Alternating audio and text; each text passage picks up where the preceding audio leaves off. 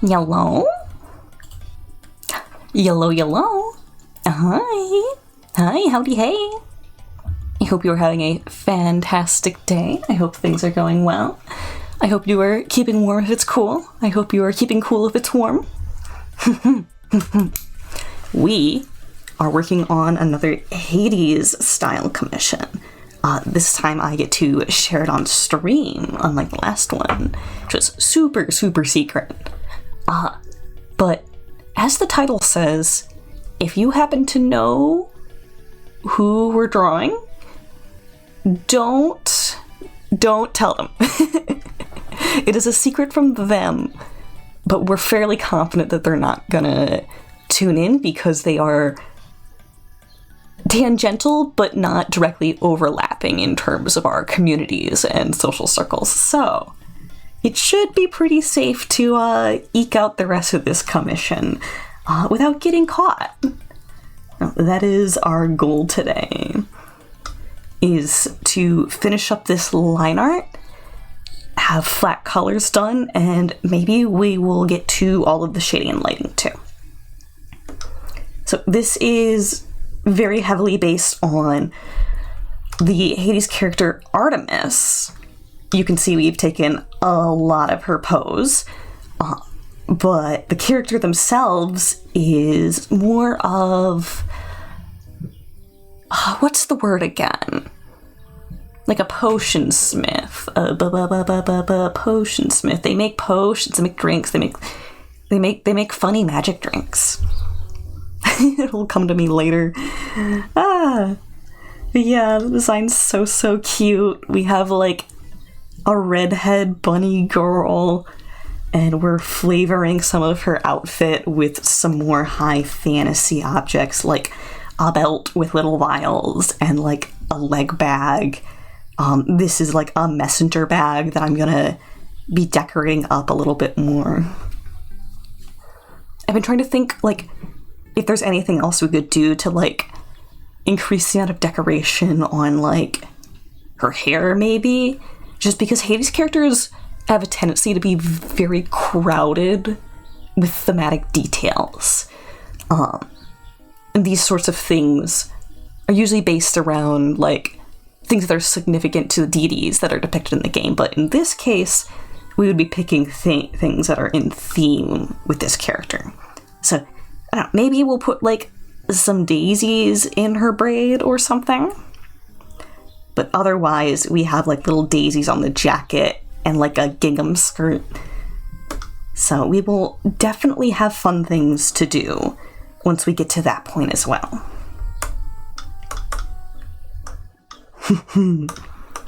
Otherwise, we are all good to just schmoove. Let's see, I think this was 0.6. Yeah, we were working with 0.6 on our pen. And so, real quickly, I'm going to sketch out some more details here. In my original sketch, actually, I could pull that up. Is it this one? Yeah. Yeah, the pose wasn't as good for showing the arm off, but we have like a dried herb hanging upside down, and we could like stuff a couple of bottles into the bag. You can really tell that the stuff really travels from the sketch. Things get oobled around in a really good way. That's, I think, all the better for what we're doing. A lot of people have this feeling that their sketches are better than their line art, but I don't know, man.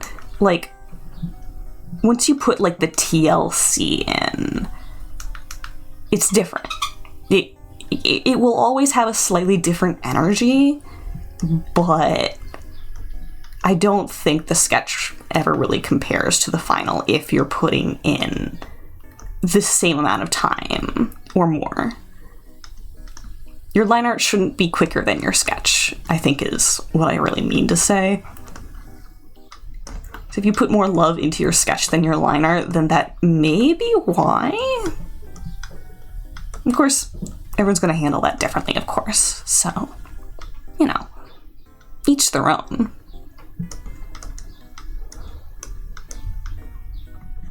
Okay. Get some leaves going on in here. Am I thinking of... Oh! Hi, Soul. Hi. How you doing? It's good to see you. Daily Connor abuse. I see. I should replace all of these objects that are allowed to be thrown at me with like soft body objects. I could do that. I could change all of them and give them like a softer sound effect. Lurking. Hi. Hi, Night. Hi. Hi, how you doing? Hi. Hi, I'm up in your face. Meh. Meh. Cheeseburger. It's time to act completely deranged. Yeah, this character, I think the term that I'm looking for might be is like working at an apothecary? Or is that more like medical stuff? You all right? Heck yeah. Make sure you've eaten today. Make sure you've had something to drink. I think your bonk is like a slap sound effect. You'd be extra cursed and replace it with the Johnny Test Whip Cratch. Some stuff from the TTRPG last night. Tell me about it via DMs? Yeah. You can have a shout about it, and I will happily listen. Haven't eaten or drank yet. Oh, boss bringing home. Haven't eaten or drank yet, but Ma is bringing food home. Excellent. Lovely. Love to see it. Alright, I think I'm gonna put a couple of other straps going along this way. Like they're unoccupied little strap loops. Otherwise we have this going on.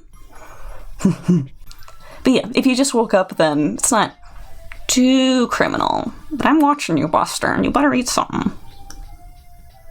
Or else I'm calling the police. And by the police, I mean I'll be very sad. I'll be sad. Okay, what else do we want? I could put some like little dangly tassels hanging off of this. Kind of like how we have here, where it's like a bunch of little beads. You could do the exact same pattern too. So it goes pony bead, sphere, a star, and then I think another pony bead, and then we have it tassel out. Yeah. I think that's cute.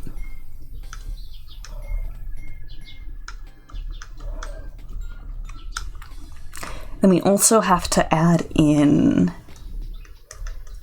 the little pom-poms on the socks. That is part of their original design that I definitely want to keep. We have some ribbing on the socks up here. We could imply a texture to the sock here, like knitted, if we do a bunch of little V's for the shading.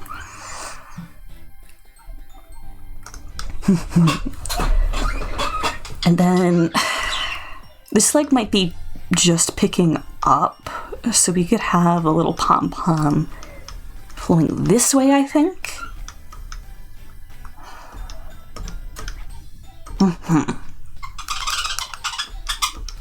Goodness, my little burbs are peeping. Some happy birds right now. Okay, I think we're definitely gonna have to put some shading into here just to get these a little more livelier looking. We could do something like that, and I think that'll help. Same with in here. You know what? If we do something, it kind of implies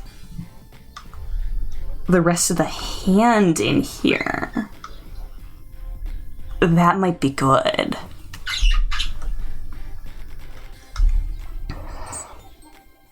Yeah, I think that'll really help. And then we're gonna want some texture in on this cork as well. I've been hesitating on doing that.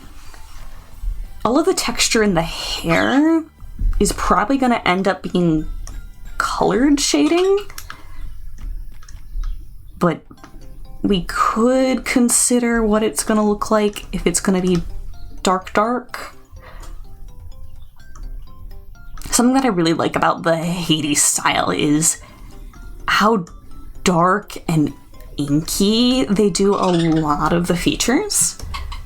And I really vibe with that style because when I was in like middle school and high school, and I was just like stuck in classes, just absorbing just whatever was being said, I would just work with like ballpoint pens and Sharpies and make these like thickly over inked like chiaroscuro drawings.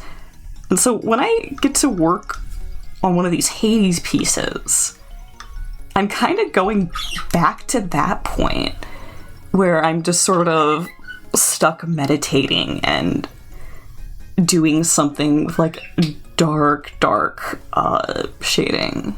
Sharpies were banned in your school. That's unfortunate because either that means that there were specific people who were actually abusing them, or your school was like way too stupidly cautious. Either one's not good. Like, we don't want kids hurting themselves, but being in an oppressive environment is really sucky. Probably both. Yeah. My freaking intermediate school. Ooh, oh, my camera.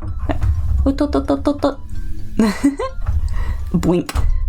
My intermediate school, which is like the first 2 grades of middle school, but split up from the rest of middle school so that kids don't bully each other. At that school, they stopped me and told me that I wasn't allowed to wear bandanas because they were worried that it was a gang symbol.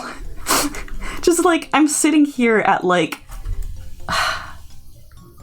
the age of like 9 to 11, and they're telling me that they're worried that I'm in a gang, and I'm just like, okay, I don't get it.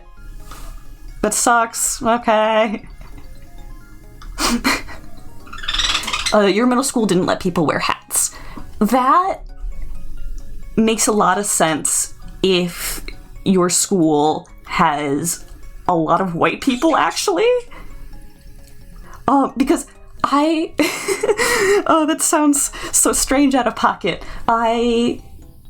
Actually, white people are more susceptible to lice. This is a biological fact.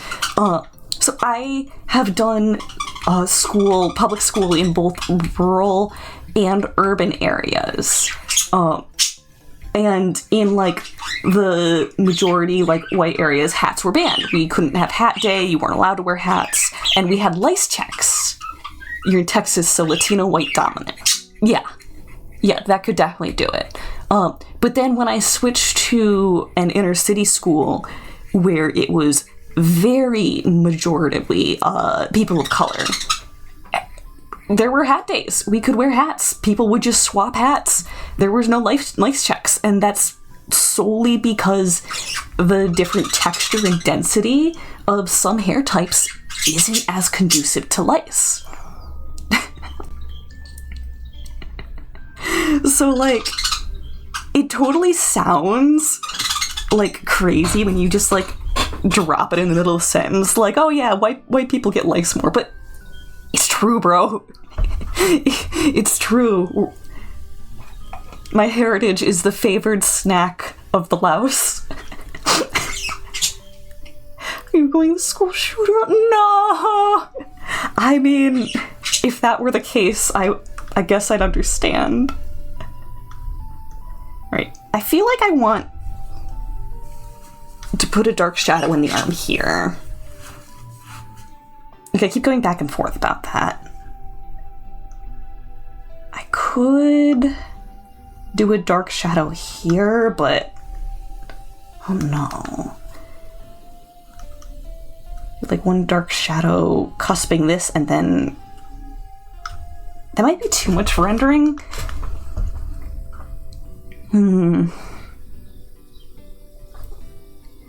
It could also drop another shadow into here, because this is definitely like the area where we're like receding the most. I think that's good.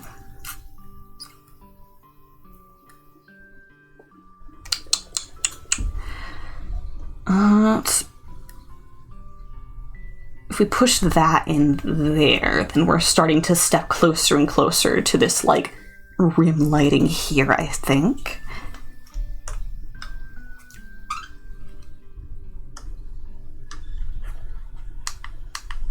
I think we're gonna actually want to see the underside of the beads here. They're projecting outwards. Like this one is going away from the viewer. This one is coming towards the viewer. So we'd be seeing the underside. Obviously this is going to be hidden. So for my own notes, let's just boop. I might also might want to add a peek of the leg band there too.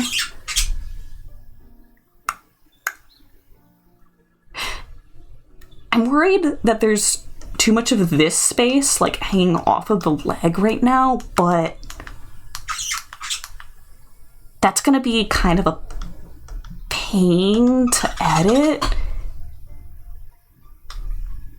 And now that I have all this here, this bit of the coat that I have flowing forward is kind of blocking.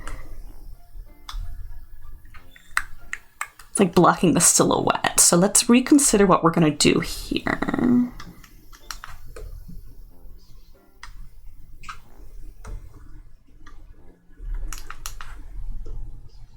Could bring this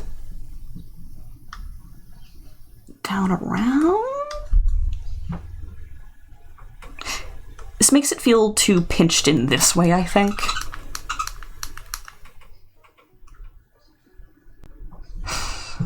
So what if we saw a peek of it here? And then folded this in a little more here.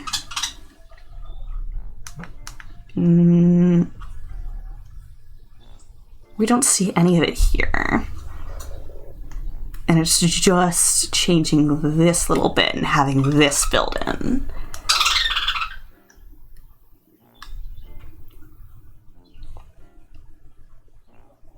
That might do what I want it to do.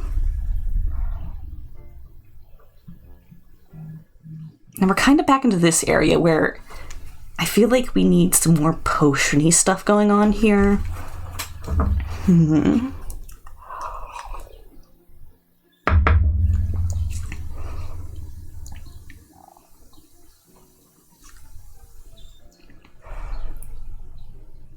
So, hold on, maybe if I put just a little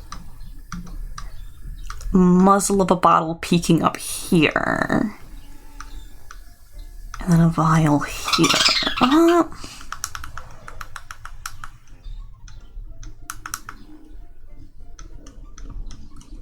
Just a little bit. Little hints of things. I'm also gonna have to figure out what I want to do in these areas. Let me just explore that real quickly while it's on my mind.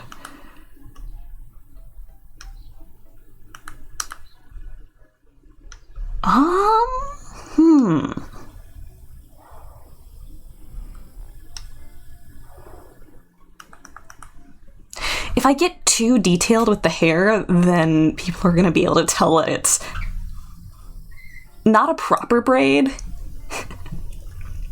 It's like a fantasy braid where the implications of the weaving is there, but if you were to actually follow like the strands of hair, it would not at all be correct.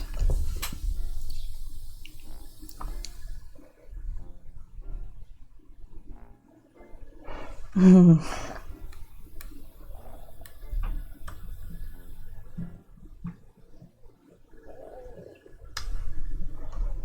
think I might want to put a dark shadow here and then pull this bit out so that it breaks the silhouette better.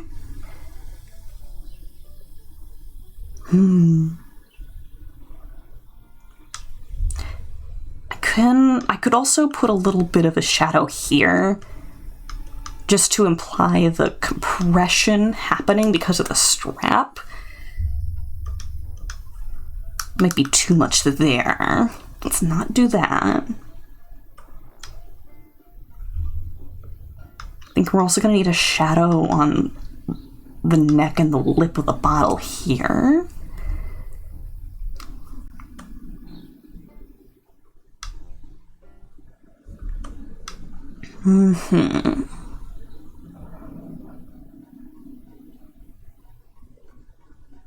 What else?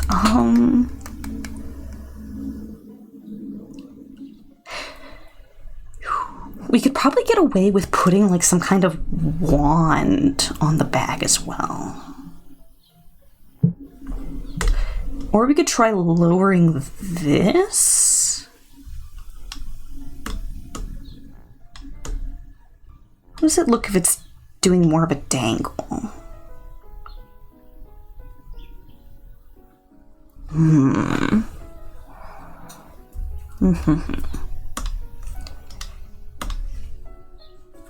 It definitely covers up the tassels like completely, which is unfortunate, but then we would have room to add like a little horizontal pouch.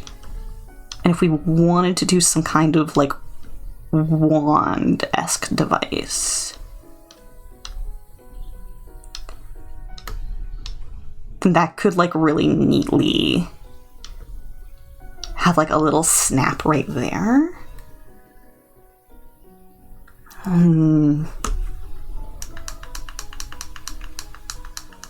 might be a little excessive.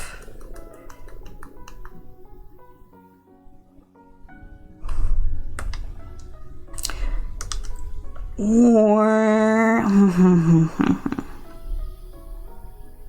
let me see about flip-flopping these. We do a little rotato. Slip it into here. We do cover that up a bit, but like, that's fine. And then we get one more vial in here.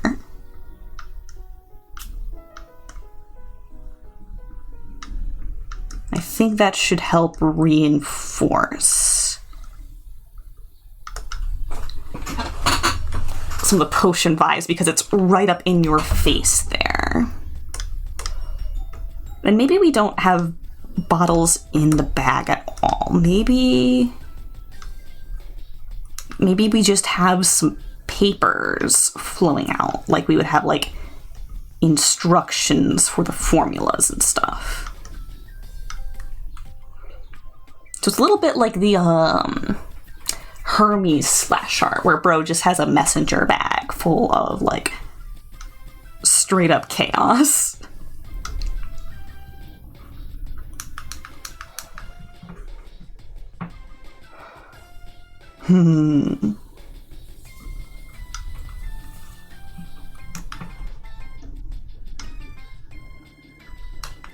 Let's see.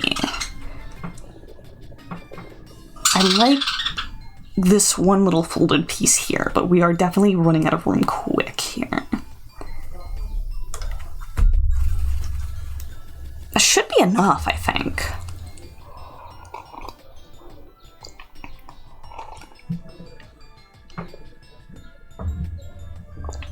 I'm trying to think if we're gonna want to do actual line art for any of the patterns on the clothes. Let me go scrounge up some visual reference of the other Hades splash art.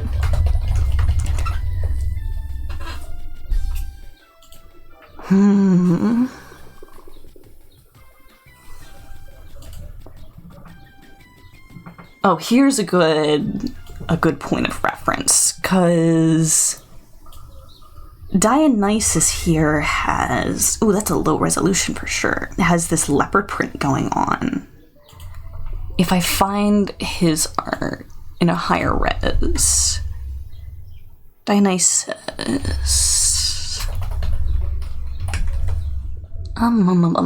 Excuse me, sir. Excuse me, sir. May I have a sharp image? Ooh. No, these are not line art. That is all done with color. We do have more hatching in here than I remember. I could goob around with some more hatching for texture. And some more incomplete lines. That's another thing, is that the Hades style uses a lot of, like, incompleted line art for texture. It's a fake Nintendo leak today, and one of the games listed was a New Leaf HD. Hey, phew! No idea how much you want that to be real. Yeah, I would be very much in for another Animal Crossing release. And New Leaf...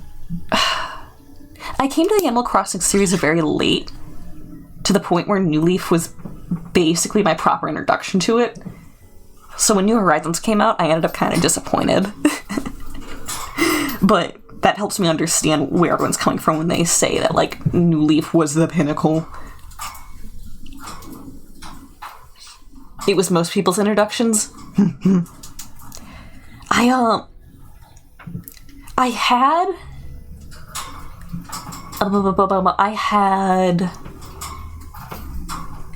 City Folk. I had my sibling's City Folk hand-me-down cartridge for a long time, and I never tried playing it until, like, years and years later when it was not nearly the most recent game. And it was cute. I mean, Wild World. City Folk is Wii. Yes, thank you.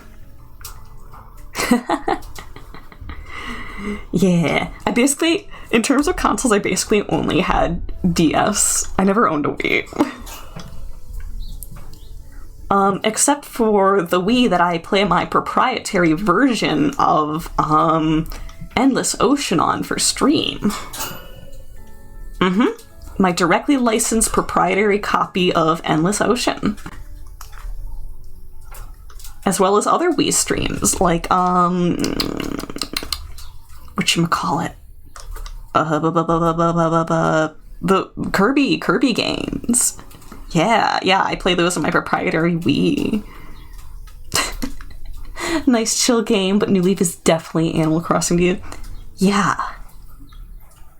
I think my biggest points of letdown for New Horizon was the amount of furniture from New Leaf that didn't make it in, as well as the increased repetitiveness of character dialogue was something that I felt.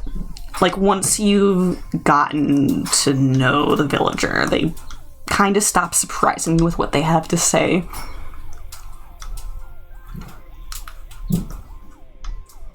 Like, that's really my biggest asks, is, like, furniture diversity and dialogue diversity.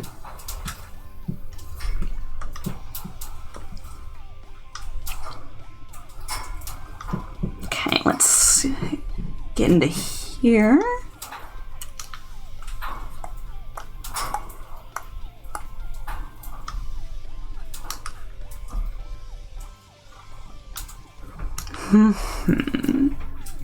For you, it's the villager dialogue and also the lack of extra stuff to do with the special villagers. True. Like, they added those Sanrio characters, but they're really just normal villagers? Like, they have the unique furniture, and that's kinda it.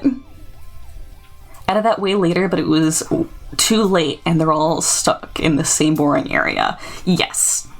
Yeah. Lame. Snorville.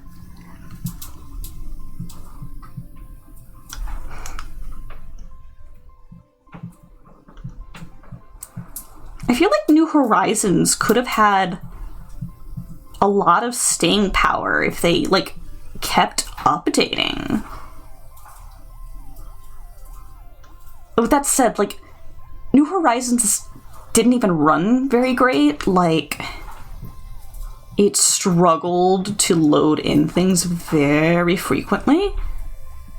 So I wonder if to a certain level the devs realized that and decided not to put quite so much, like, effort into repeatedly updating it, and realized that their time would be better spent making something for the quote-unquote next Switch. Like, I could see that being the case, where they looked at the groundwork that they made for New Horizons and decided that it wasn't worth it to, like, keep refining it when they could do better with, like, a fresh start completely.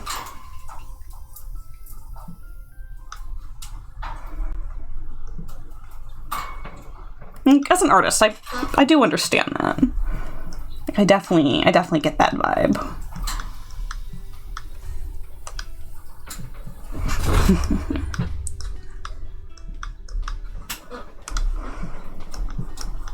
Sidebar, I love being ambidextrous.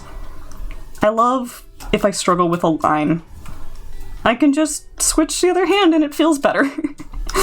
The line comes easier from the other hand sometimes. It is my utmost privilege to have forced myself to be ambidextrous. Okay, we'll do some more texturing into this shadow later with the eraser.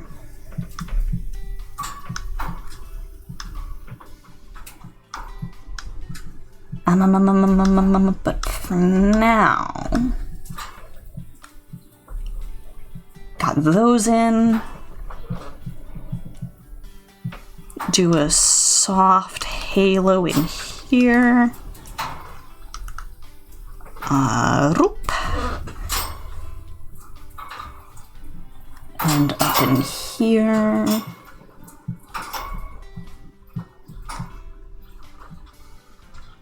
Okay, up and down for the palm.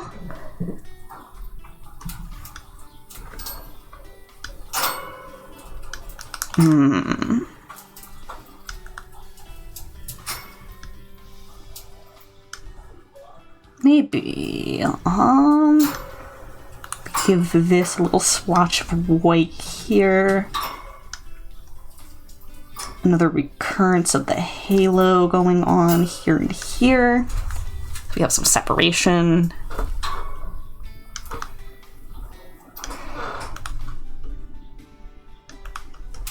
Maybe this is where we could see some more of that hatching right here. It's getting, like, the thickness of the glass as it rounds about.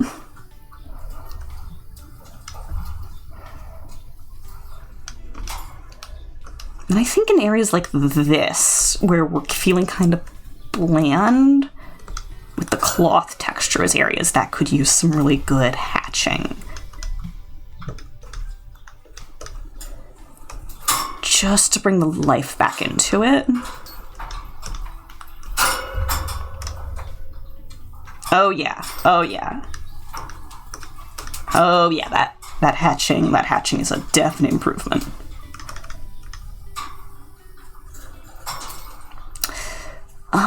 Could do a couple here to just sort of imply a little bit of the rib texture. I don't want her to feel like I'm drawing her as, like, emaciated, but there's a biological texture that you just can't ignore sometimes. At least not without them becoming sort of cartoonish.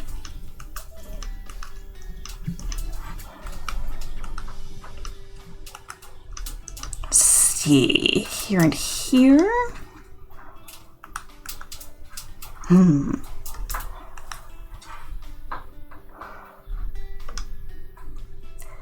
Do just little bits in here.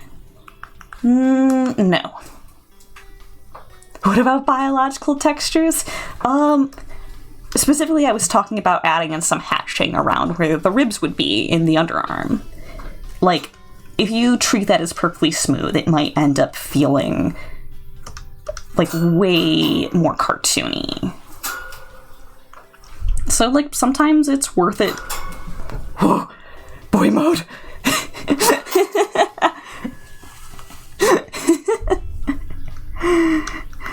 Hey, question. Is that redeem super loud for you? Because that actually spooked me.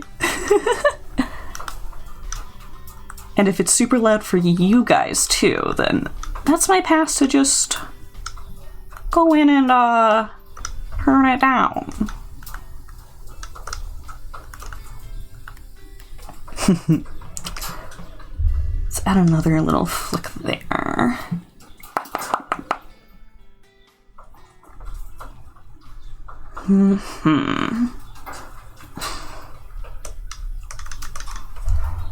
Let's get a couple in there. I don't know about that one. Let's... like they're spinning off of this. Yeah. Yeah. Sharpen this here. Can leave that be for now.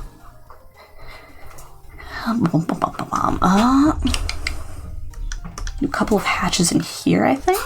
That'd be good.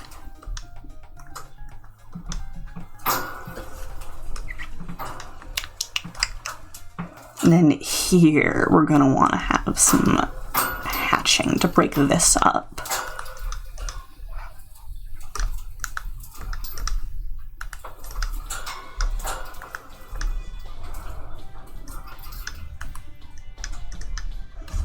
Yeah, some little specks in there that I can fill in right now. So when we combine it, it will be more of a solid black.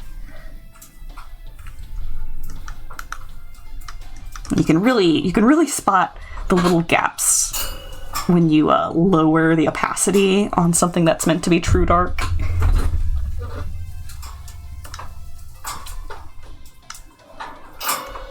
Okay. When I made these vials, they were completely separate assets that I copy-pasted and erased the overlap on. And now I'm wishing that I had saved one, because it would be really nice to just smack one over there.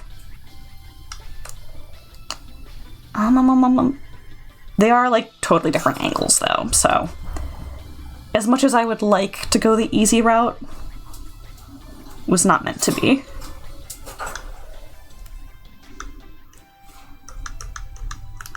Apply a little bit of stitching.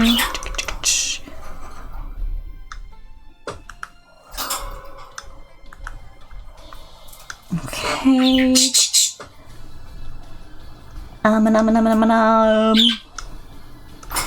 This has way more uppy because it's full. It has matter. It has content. It's full of content.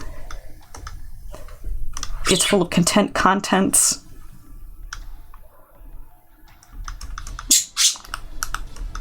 A little pseudo stitching in there.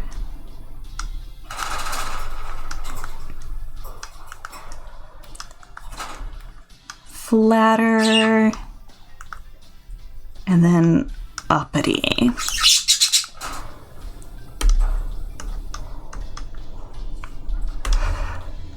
As I'm working, I'm trying to recall bits of a dream that I had last night. And part of it involved having trackers on me and trying to use the public bus system to ditch the trackers in a way that, would send the people tracking me on a wild goose hunt. It was a weird dream. went upstairs to grab food and your mom noticed you walking the balls of your feet because you were pretty unmasked in the basement, and she asked about it, so you had to explain that you've always done that and actually have to think about not doing it. And that it's another thing that is probably a good sign of autism. Yeah. Texture. That is a big mood. When I was little, we had big slobbery dogs. And because of that, the floor had a lot of different textures. So I would just sort of tiptoe around. Now I just wear socks about it.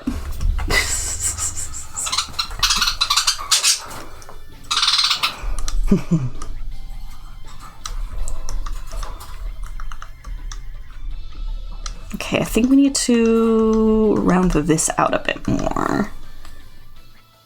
So another place where we are shifting things around for the mass. Flatten this out too.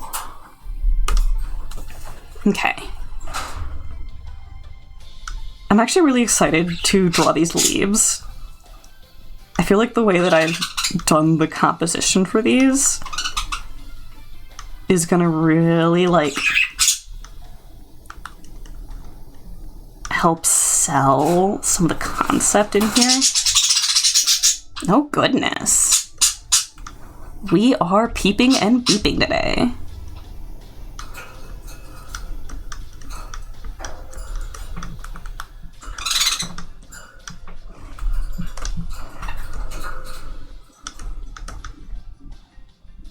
Okay, up there, and then maybe a little hatch. Yeah.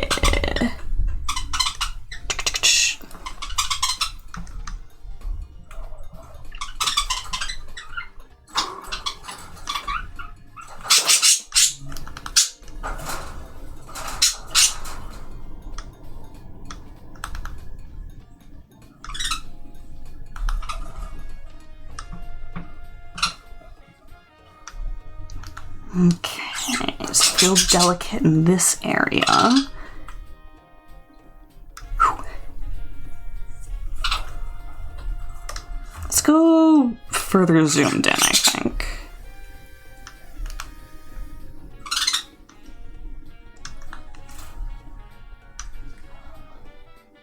Might be a little too wide there, but we'll carry it out as is for the moment. A real trust the process moment.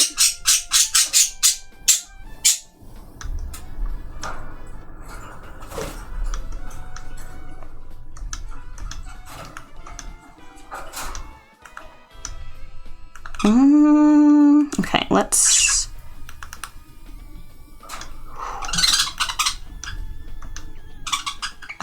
maybe just the two, the three, the two, the three.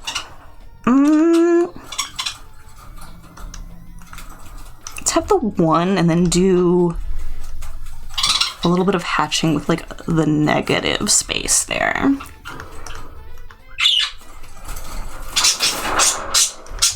Goodness. Some silly bird behavior happening over there.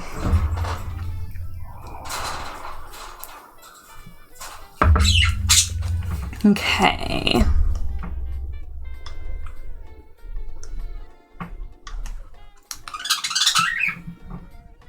I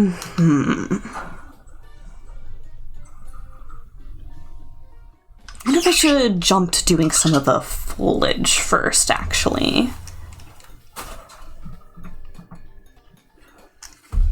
I think in my head, I secretly decided that this was all lavender. So let's, like, go with that for the moment.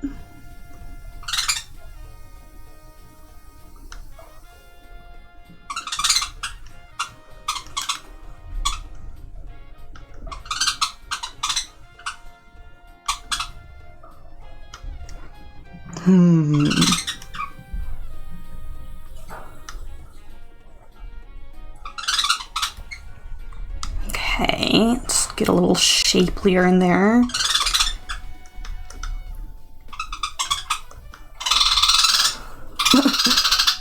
Goodness. That is the sound of bird arguing. I don't like that. I don't like that. Hold on, I'm gonna grab a reference. See if we can't get a little nicer of a texture going on.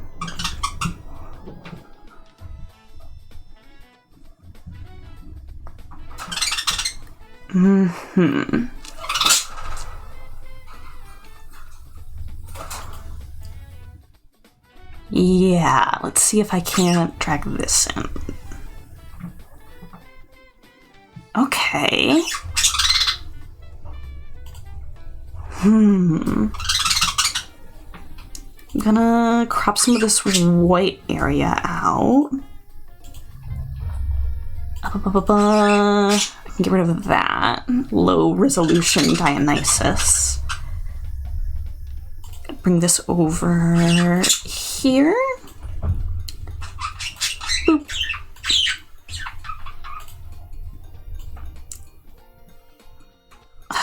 Those leaves are probably really inaccurate if we're gonna really like gun for the idea that it's lavender, but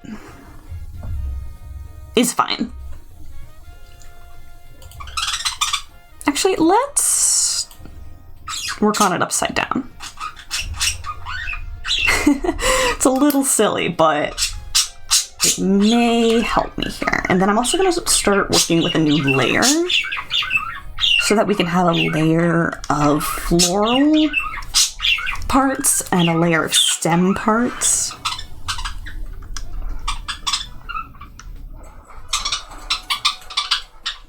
So what we got going on here is kind of like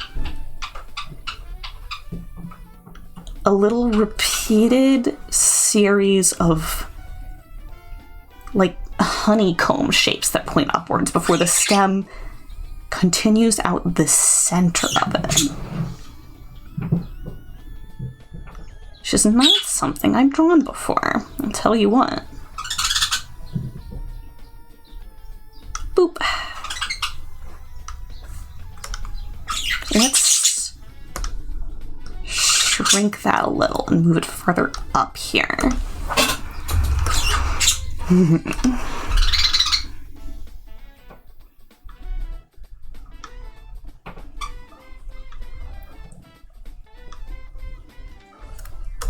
Farther. You know what? Maybe it's okay to have it a little closer. Because I feel like these get closer as they get towards the top, too. Do a less detailed one. We'll just do a little bit of hatching. These ones are like partially closed, like they haven't actually popped open. Yeah, okay. I'm also going to lower the opacity of the blue and the base liner that we're working with. Right, here's our floral. Just also do a quick save. Just to be safe.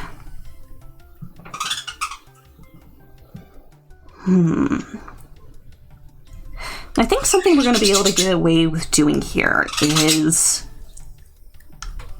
just drawing maybe 3 or 5 of these little bundles. Well, not bundles, but these stems. Pasting them around with some distortions and then filling in the rest as like a silhouette. Because that's very in line with the Hades style, I'd say. So I do this. Copy paste. Oh, nope. It's not paste. CV. Okay. Wait, no, that. Wrong layer. Gronk, copy the layer. Wrong layer. Bring this in. Give it some shrinks.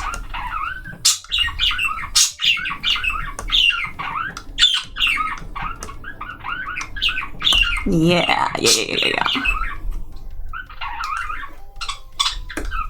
We'll do a custom hand one to the left on its own layer in case you want to paste about. Oh, hi Kasawa. Hi. 13 months. Oh my god, that's past a year. Hi, thank you. Hi. I see you found the shoodle emote. Hi Connor. Hi Kasawa. Hi Kasawa. Like my new hair. We have a boy mode and a girl mode redeemed now. This is boy mode.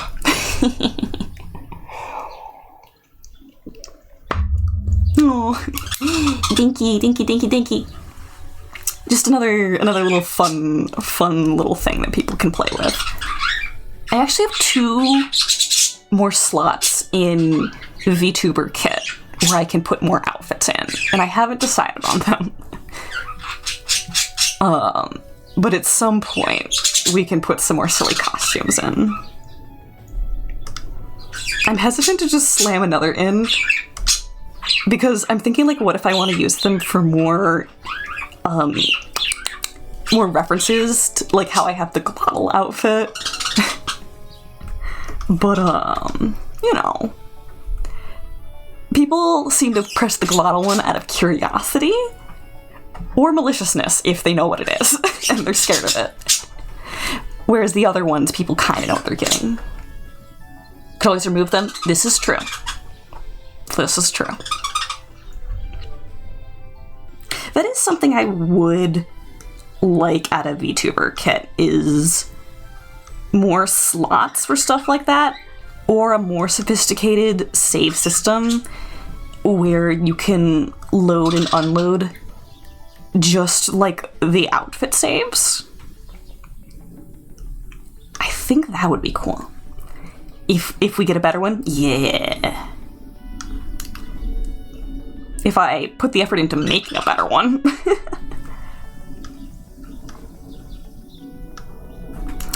I've recently realized that something cute I could do is give the maid outfit, like, those little headbands where the lace sticks up, like French maid style. I don't know if there's a proper term for them. It's like a little bonnet or a little hat. And then I realized that a bandana would go really cute on the Yehotter outfit.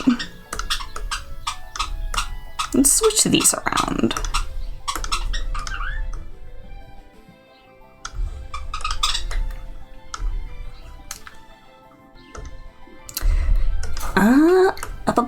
A bandana? Yeah. Bandana. What you owing for? Huh?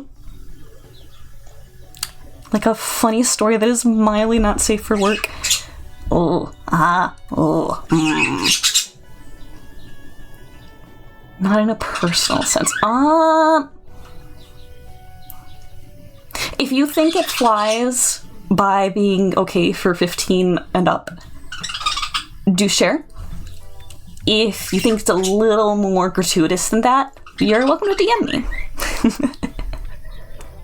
I do be liking a funny.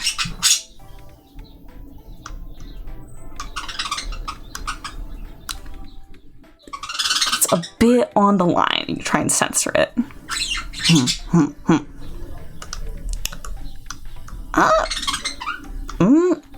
Your judgment. Your judgment. I trust you in specific.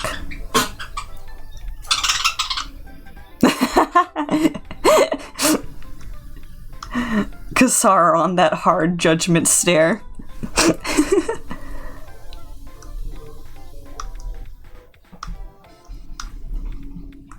Well-known 18 plus website has banned users coming from Texas IP addresses due to the new laws that Texas is implementing for age of verification.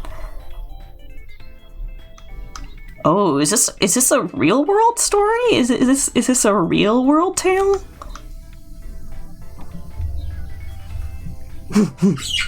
Real world stuff. Okay. I like a little bit of schmolitics.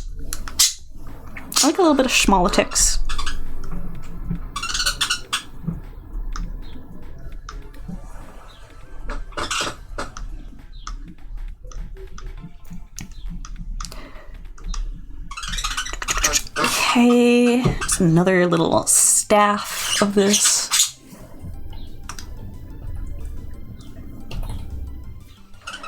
Oh, it's a dangerous bill, that one. Yeah, it's complex because asking people to verify their age just by a checkbox alone doesn't really do much. Kids will just press it. It's the end all be all. Need to verify their age for access to 18 plus content. However, the way they're going about it is extremely impractical and a violation of privacy on the internet. Yeah, and there's the other thing, is if you start asking for too much detail, then it gets weird, because why should an 18 plus website have access to, like, your state ID to prove that you're above 18, you know? It gets weird.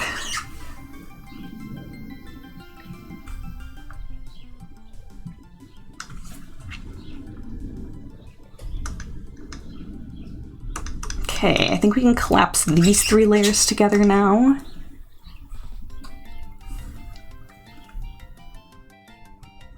Ooh, ad run. Haha, I can still talk to both of you. You're both subbed. I'm saying that like I'm making fun of the people who are stuck in an ad. Oh, I'm so sorry.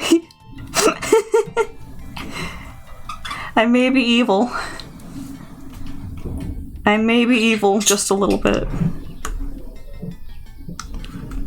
But can you forgive me? Could you truly not forgive a face like this?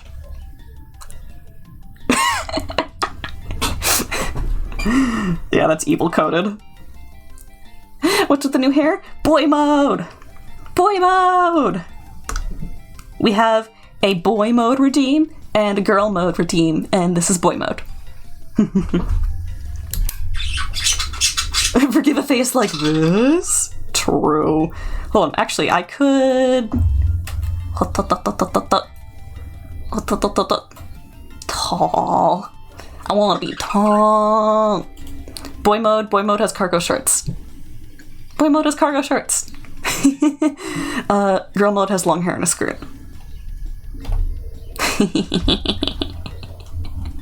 Chaos.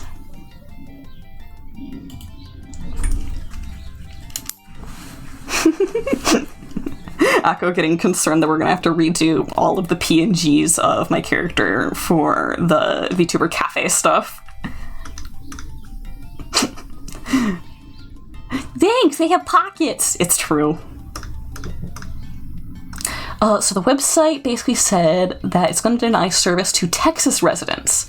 They argued that they had a lot of policies in place to protect minors on it, and they would adhere to the policy. However, the sites that don't have those precautions in place, and may have more illicit or even illegal content, are not going to obey the law, since it's nearly impossible to enforce. Yeah. So it's like, I get it. Oh, posted the site statement on my 18 plus channel if I want to look at it. Sounds like a good read. It's such an interesting debacle because there's privacy, there's freedom, there's, like, you know, keeping kids safe from their own curiosity, there's over-censorship. it's really hard to shoot for the golden ratio in all of those categories. Ultimately, it's on the parents to monitor their children's internet use. Yeah.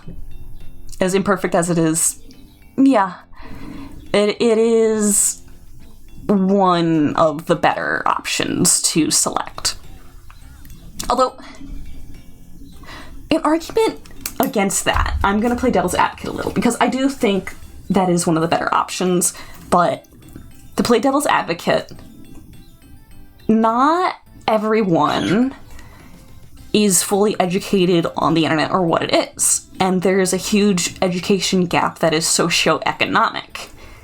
So if we have lower class people consistently having their kids grow up in ways that makes them more susceptible to, like, grooming or addiction or substance abuse because of the kinds of things they've had access to early on, aren't we just sort of, carrying out a socioeconomic deficit? Like, I do agree. Are we gonna have to get 2 arts every time I'm in it now? Oh, don't you worry. The vanilla outfit is still here, and the vanilla outfit is default. Vanilla outfit always starts on stream. Here, actually, I could just tab through them all real quickly. Vanilla. Vanilla's default. The vanilla is the old reliable. Ye hotter. I grew up rural. I like picking apples and biting them right off the tree. I don't care if there's pesticides on them. I'm not gonna wash them because I'm awful. Maid doodle. I'm not cleaning anything. Glottal. Glottal. Boy mode. And girl mode.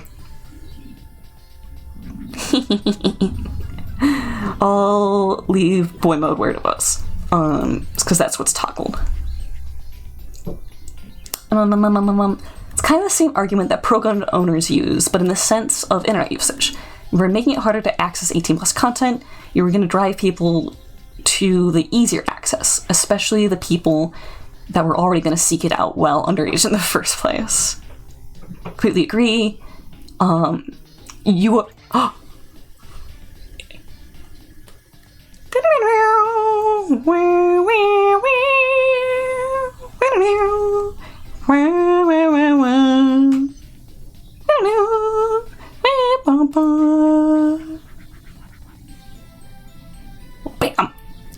Bam. Completely internet literate and come from a middle-class family that garnered access to 18+ content at the age of 10 and messed you up a lot. Yeah.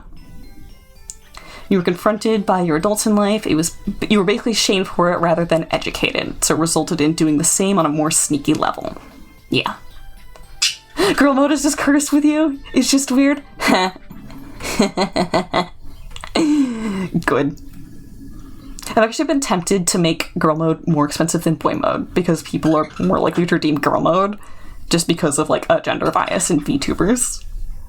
So it's not so much just about parents monitoring their children internet usage, it's also about healthy sex education from the parents and other learning institutes. Yes, that is a lovely, nuanced take. I vibe with that heavily. Yes, do it. Not by much, but like 100 points or so, maybe. Just to balance it a little. But yeah, IRL, I actually tend to cut my hair way closer to boy mode than the vanilla outfit. And I've never had hair as long as girl mode. Destigmatize the consumption of 18+ content will go a long way to help making it more safely consumed, since speaking as a teen who sought out 18+ content while underage, there will always be underage people seeking out adult content. Yeah. Curiosity is a facet of human nature, and we can't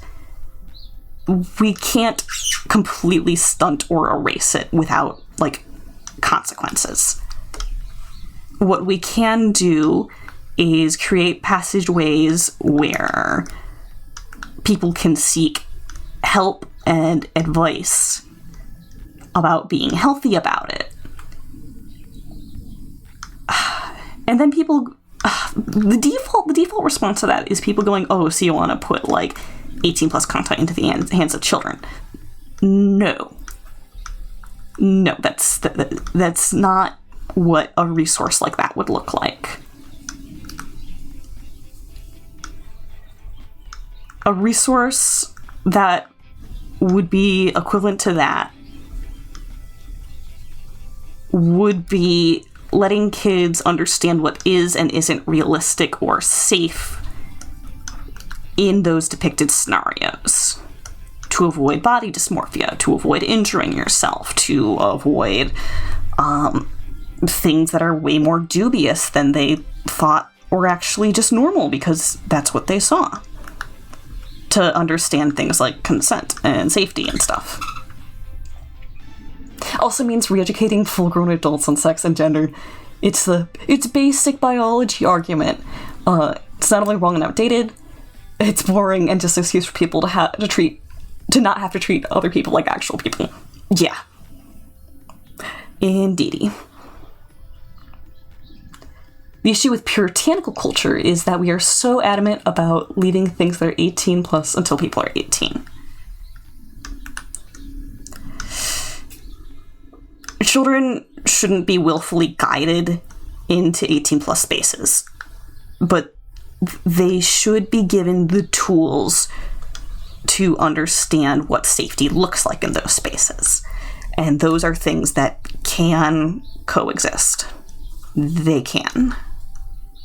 People want to pretend like they can't so that they can have their argument be the end-all argument. Sometimes they're wrong. They're wrong. Joining us on D&D tonight? I'm not ready to join yet. I still have to work out a character sheet, but the whole gimmick in my mind is there. Those arguments are puritanical, reactionary in nature, and will always exist because of the large block of people who will always knee-jerk against that. And they just have to be told to frick off. Yeah, that's fair. What else? We're so... You even want to remotely bring up the fact that sex and gender curiosities begin to form heavily around puberty. You are seen as an aggressor who is willfully guiding them. Yeah. And that's people conflating gender exploration as a sexual thing and not a thing for comfort. They have this idea in their mind, probably from consuming 18 plus content incorrectly, that it is inherently something that is meant to be carnal and not emotional in any way. And it's wrong and it's damaging. It is counterproductive for someone finding comfort in who they are. And it sucks. And basically give people the basics and then go dark and refuse to talk about it. Yeah. Okay, let me peek this.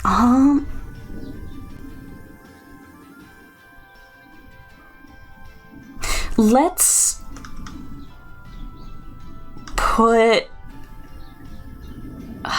put in the silhouette behind it real quickly.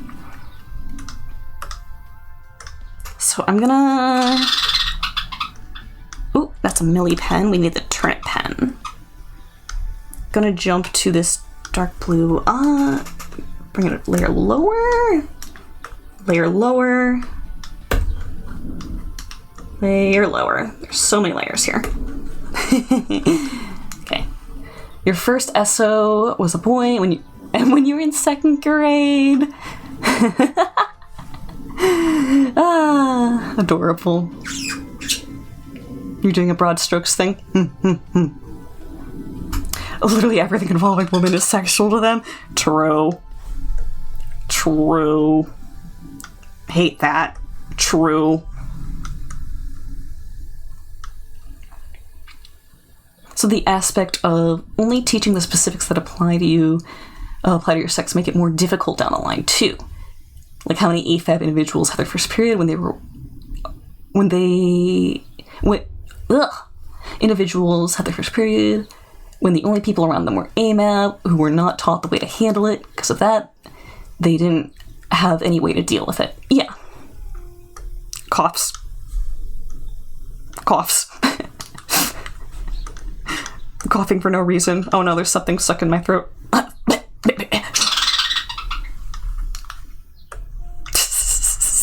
Oh, I'm a goober. Okay. I'm gonna increase the stabilization on this pen. Go like 9. Unisex / men's clothing. Actual clothing that makes sense and covers the right parts at a reasonable price. Alright, punchline. Punchline incoming.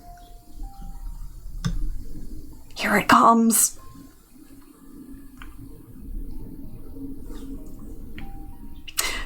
Women's clothing, less fabric, higher cost now. Don't forget the freaking quality of fabric that is used is extremely different. Like, women's clothing falls apart, I swear, like, almost twice as fast as men's clothing. Love doing a character generation for TTRPG. Ooh, yeah, we could do that. Could run through it tonight. I'm always worried that I'm burdening you, but, you know, that's not how you view it at all. No matter how much my brain tries and tells me that it's a bother, you like it. Don't get you started on finding a good bra. Yeah.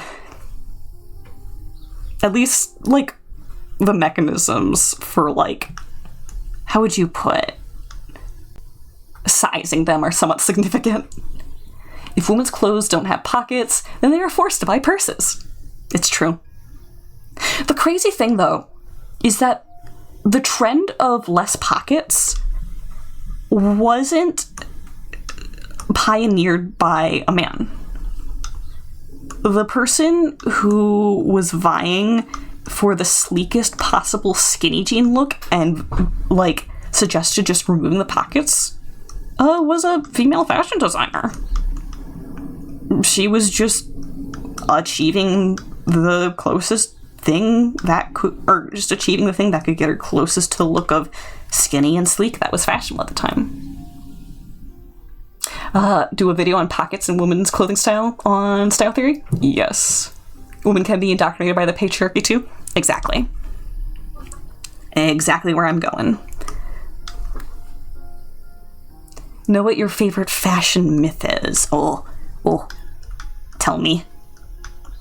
Tell me, I require knowledge. Feed me the knowledge.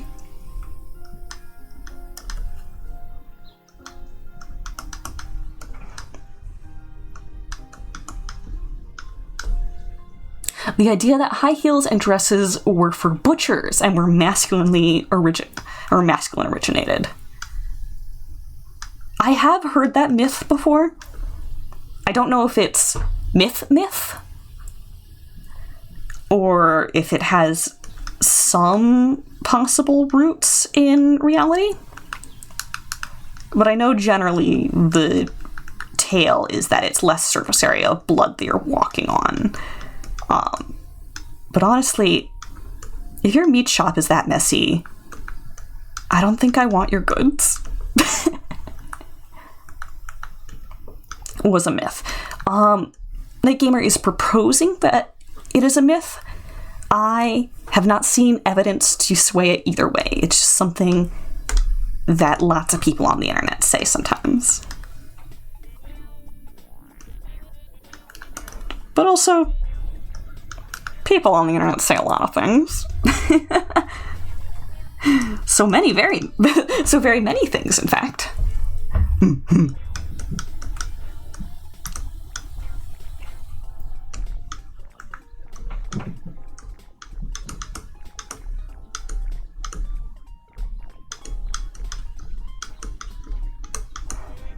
As much as butchers in dresses and heels would be based, the idea of saying that woman who removed the pockets on the skinny jeans was a victim of patriarchy is projecting a bit.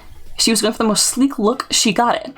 The issue is other designers started to remove pockets on clothing that didn't need them removed. Yes and no. Yes and no.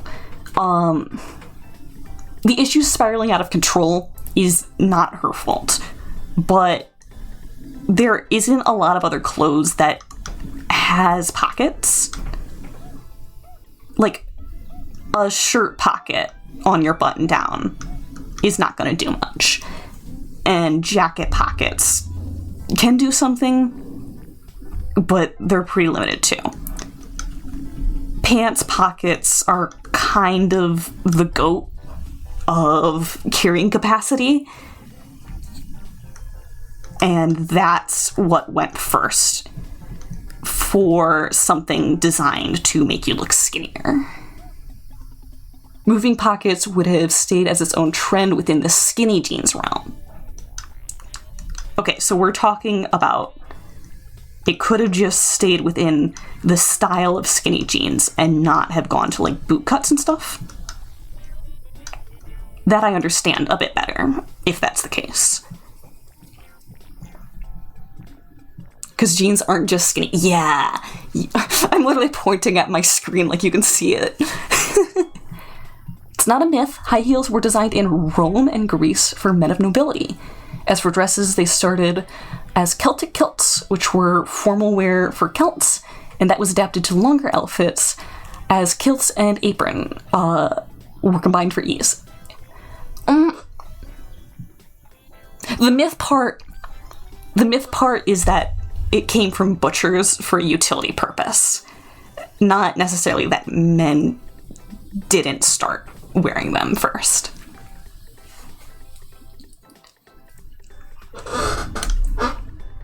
Could have been one specific style of skinny jeans. Yeah.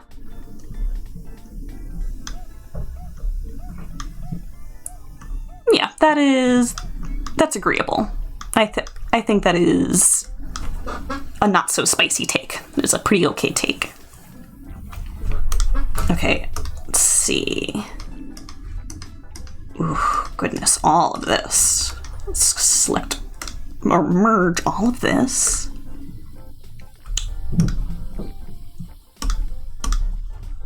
So many little nooks. I have made so many little nooks. Okay. Let's get into all of these little spots. Another one over there. Goodness. Oh, it's the tiniest little pixel right there. Okay. Go back down here.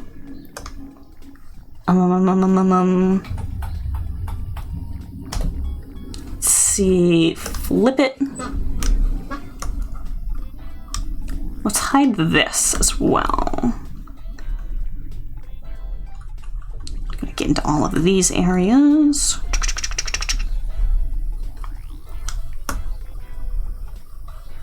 Doing this by hand so that I'm forcing myself to visually check all of these parts, and then we're going to unfilter that. So think skinny jeans existing isn't intrinsically an issue with the patriarchy either, especially when the predominant amount of fashion designers are women. Yes, the male gaze is taken into account when designing clothes. Sometimes people want to look hot, not for others, but because they like feeling hot. That statement is very correct. But if you walk down a woman's pants aisle, sometimes skinny jean is the only option, and that's the problem. You're dressed like a punk man slut. Yes. Yes. I support you fully. The issue is that it became the only option. Yes. Skinny jeans are not a vessel of the fashion devil, but their intense oversaturation is somewhat upsetting. It has spiraled out of control. I am shaking your hand. I'm shaking your hand.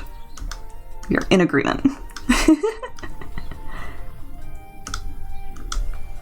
Okay, I think this is the most efficient way I could have drawn a little bundle of flowers. And I am kind of pleased as punch about that. We'll go in with the eraser. Get a couple of hatches of stuff in here. Da-da-da-da.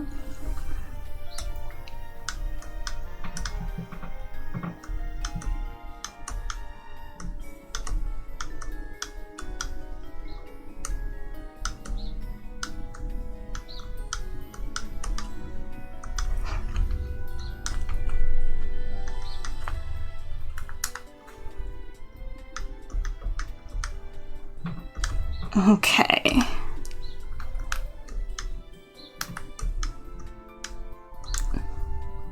Biggest issue with the fashion industry is that it recognizes that men want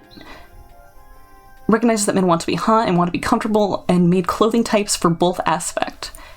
These suits and jeans and t-shirts, sweats and tanks, etc. clothing for all types of encounters.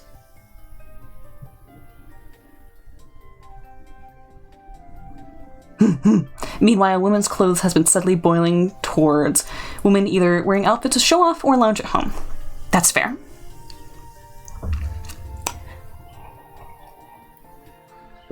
You're either in sweatpants or you are on the town, apparently. The other clothing myth is that women's clothing were sexist and subservient throughout history. For most history, women's clothing and men's clothing were very similar. It wasn't until the rise of Great Britain where the outfits changed to be more gender segregated. True. Very true. It is a very Eurocentric thing for women's fashion to not be utility oriented. And that comes from probably like the idea of wealth and showing off stuff like that. Like, oh, I don't need to work. I'll just have a man bringing all the bread for me. And it's like a status sign. Even clothing designed to be worked in or exercise in tends to be more outgoing than the clothes men would wear in those moments as well. Yep. The invention of the fashion industry has done irreparable damage to the fashion industry. I love that sentence. Love that sentence. Safe breathing. I'm not gonna say that with my whole mouth, but I agreed with it with my whole heart. I do. It's a mass-presenting individual. You've been dressing more. Tunics, sashes, scarves. Yes! Yes, get flowy. Get your frickin' swishies. If the swish makes you happy, you don't have to be trans to have the swish. You can just wear swishies. Look like a desert wanderer. Oh, delightful. Ideal body styles have drastically changed from culture to culture. Yes, that's true. And over time as well. Oh, good gosh, that lavender.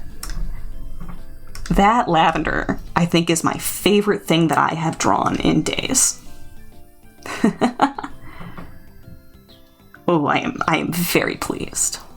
For a period of time, plus-sized women were the ideal because it meant you had surplus money to spend on food. Then it was being insanely pale because it meant you didn't have to work in the sun. Yep. And it's different in every culture.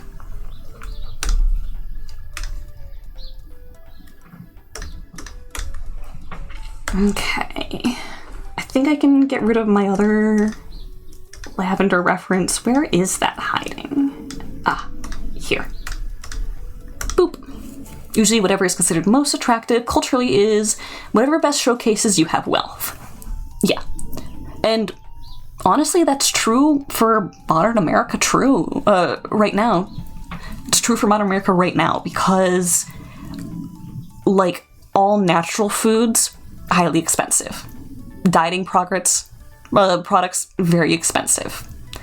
Items that are mainly based on cornstarch and aren't nutritionally varied, that's what people eat for struggle meals. They eat out of gas stations if they have to.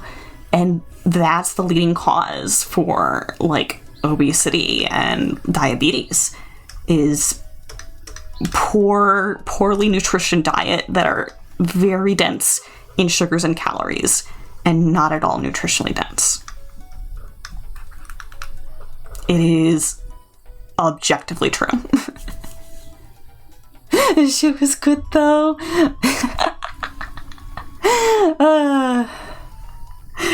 Better than going hungry.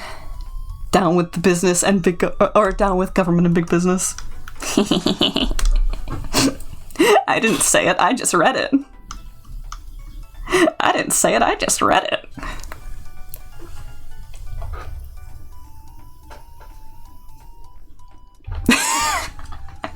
Nodders. There's no kind of solid style of high fashion. That's fair. High fashion is not homogeneous. Homogeneous? Homogeneous. There we go. That's the word. High fashion is not at all homogeneous, but it is centered a lot of the times on wasting the most money as you can. I think it used to be. In points in history, it definitely was more so.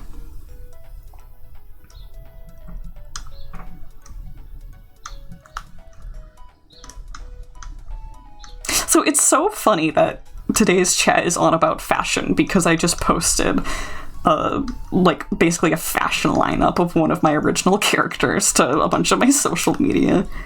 It's like, damn, bro, the zeitgeist really do be zeitgeisting right now.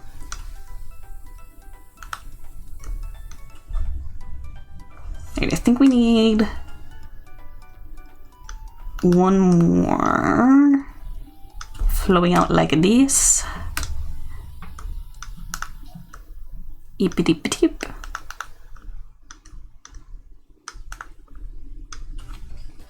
Okay, and then let's switch to refer all layers and do it like this time. See if this goes a little faster. Oh, snap. It's like if you dress in robes or finery, you're rich. But like today, you gotta wear a Supreme jacket and a trash bag or you're done. It's because that Supreme bag, it's because that Supreme bag costs so much. Oh, snap. I went to the store and fresh urchin cost $65. The frozen stuff full of preservatives were only $12 for 3. How hard is it for an otter to get some good urchin for a reasonable price? And they don't even come pre-shelled. You have to shuck them yourselves. You still have to shuck them. What is the world coming to? Also, who let you have the debit card? I do the shopping. You're not allowed to. Okay? You gotta set some ground rules. After you've spent like $500 on microtransactions, we are locking down your access to the debit card. Little poo brain. Okay, I'm saving right now because I like that lavender so much. Replicator, please create soup noodle. No, cancel. Do not create soup, no bowl. Cancel. The ship will become the bowl.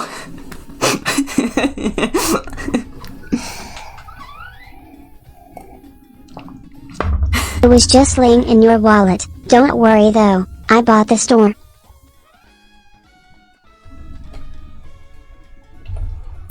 We have some refinancing to do this year. We have some refinancing. I am the proud owner of a struggling grocery store on a meteorite in space. No one buys anything because we are 10 light years away from the nearest golden zone. Doodle, why? Oh. Laying in my wallet. How dare.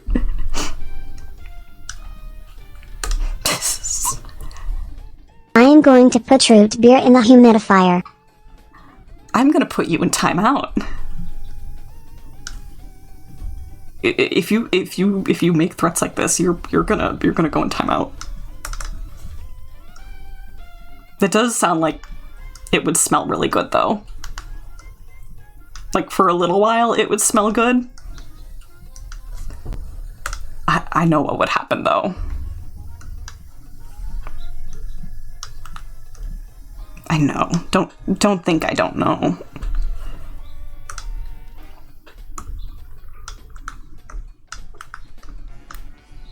Everything would be so sticky. Yeah. What is this, Florida?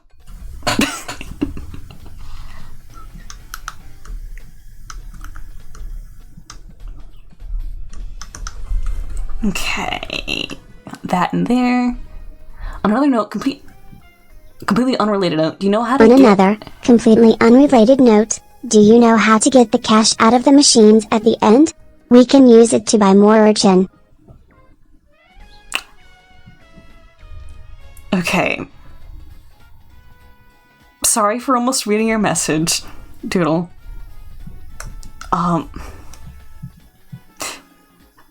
I'm gonna explain to you something that might be really hard for you, okay? The ATM doesn't make the money. The ATM... Oh, we're vanilla high ace. We have to teach Doodle about economics. My savings are in shambles. The ATM doesn't make money. The ATM gets the money out of the bank, okay? Okay, stop me if you don't understand. Blasphemy, where does the money from the ATM come from then? The bank. The bank. Which is where I put money when I acquire it. So we buy the bank? No. If the ATM doesn't make money, how come we night you the wires? It just gives me more. That's illegal. That's illegal. This is a hypothetical, right? Right? Replicator print money, stacks of hundreds. Okay, no, that's counterfeit. You can't use that. If you use that in the grocery store, you are getting arrested. I'm pretty sure the replicator can't make a perfect copy of money, right? Like, there'd be some kind of flaw in the minting. Like, you know how they, like, hold the bills up and they can see, like, see-through images? No, you're getting caught. You're absolutely getting caught for doing that, okay? I went to buy the bank, they said no, so I bought this place called the United States of America or something. How much... How much money? What? How much money did the US cost? In photocopiers, there's actually a system that prevents printing money. We're talking about a more sophisticated synthesizer that can, like, reconstruct, like, the atomic structure of food, though. I don't actually know if it has something like that coded in. Completely unrelated, do you know where we can find $976 trillion?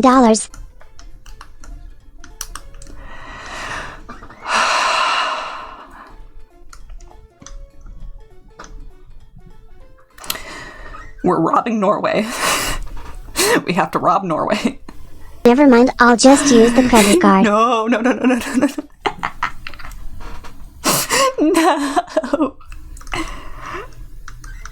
I'm gonna cry. You're okay. I'm canceling the cards. That's it. That's the solution. I'm canceling the cards. Don't touch anything.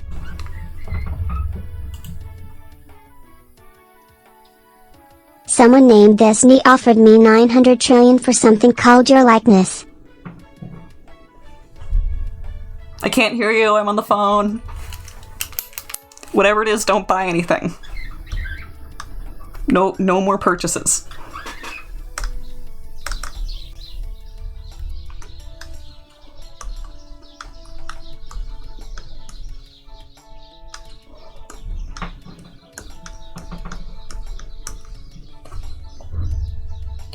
All right, I canceled the credit cards, you little rat.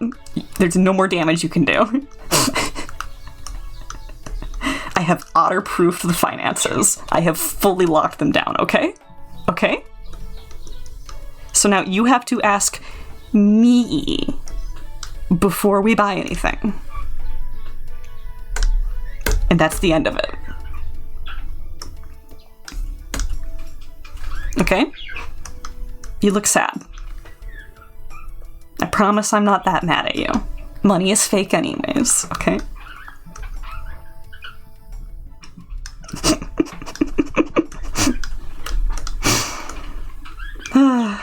Goodness. I signed the contract with Disney. We now have 900 trillion and they own your likeness. I'm going to the bank directly.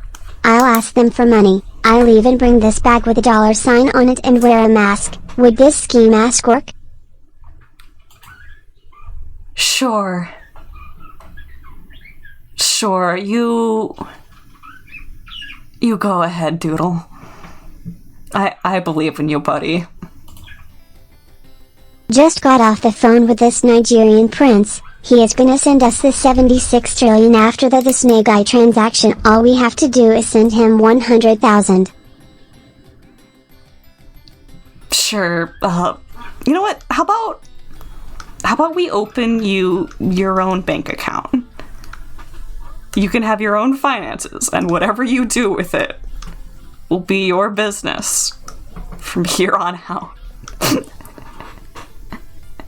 Send him the 10K. BT, no. Don't encourage Doodle. The little guy needs to learn. The little guy needs to learn.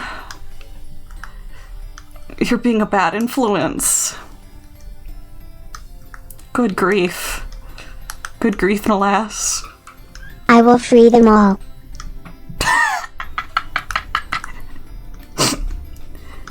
That is the most heroic thing Doodle has ever wanted to do. You know what? Usually they're on about something pretty harmful. Life is the best teacher. Failure is the best teacher, but this failure is expensive. Oh, good lord.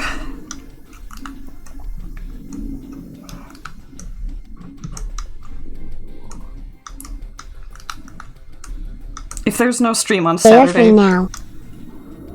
if there's no stream on Saturday, assume I'm arrested or dead. Oh Oh, the shoodles.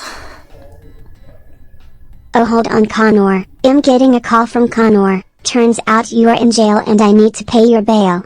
Also, I paid to extend our car's warranty. You forgot to do that.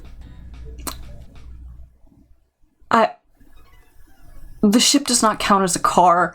I need to go help Slugshanks. We need to save Slugshanks.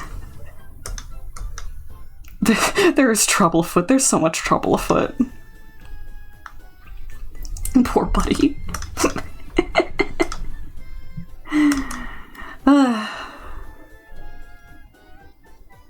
I'm gonna sleep so well tonight. I'm gonna fall into bed. And everything will be alright. Yes, exactly like that. He plant. He plant. It's true.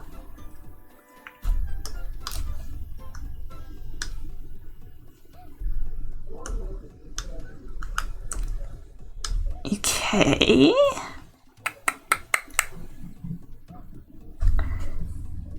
Let's do rasterize. Convert brightness to opacity. Erase and erase. I think this one I want to shrink a little, actually.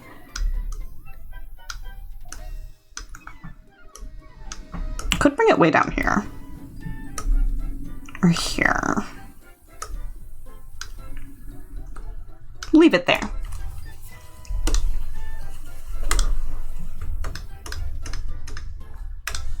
Okay, new layer. We'll do a little puffy over here. Oh, got to change the brush color. Ba-da-ba-da.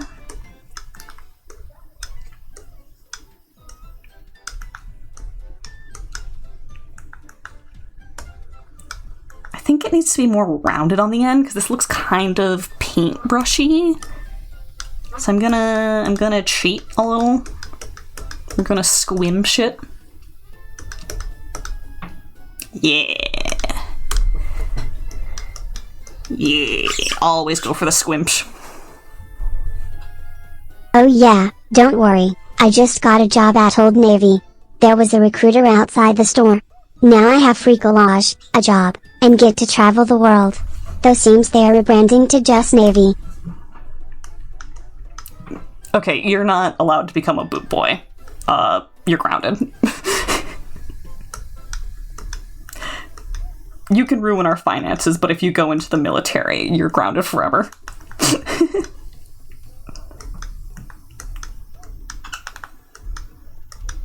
I'm gonna parent you proper. Good lord.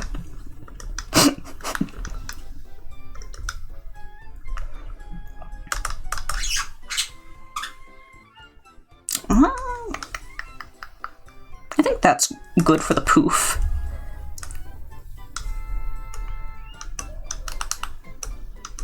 Okay, and then I'm gonna do a drop shadow here. And we're gonna like uber simplify this one because it is a lot farther away.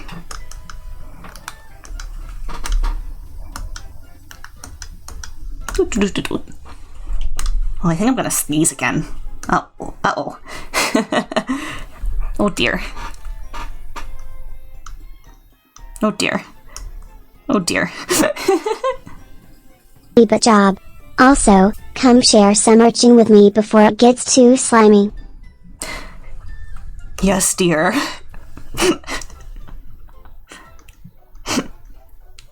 Yes, dear.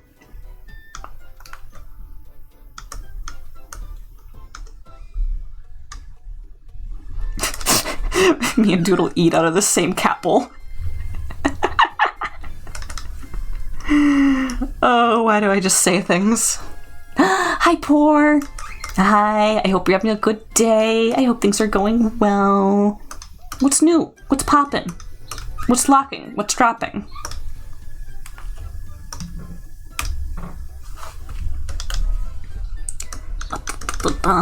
Okay, and then if we do a little bit of texturing to the socks, I sound echoey. Do I need to point the mic more towards myself? Now, why am I not allowed to get a job at Old Navy if you can have one at the ÇEVODʔ Cafe? Because military bad. Indie studios good.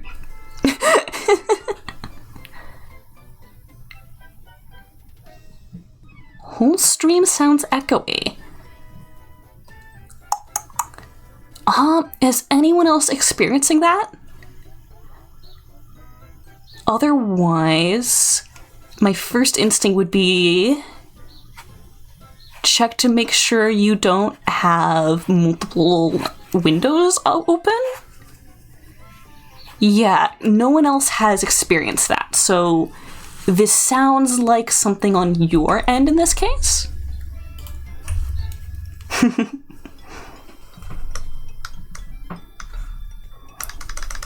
I mean, if there could be two of me at once, I think everyone would tune out. It's too much Connor for one stream.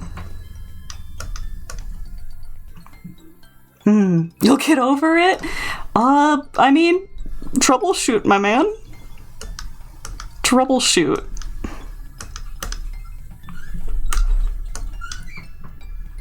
Bro is experiencing a BOGO 2-for-1 Connor deal. Okay, let's put way too much detail into this part right here because I'm literally insane. And I've decided to texture some of the knit in the sock. Just do this here. Why am I like this? You think you know what's wrong? I am crossing my fingers for you. Overdosing on Connor is a dangerous, dangerous state to enter.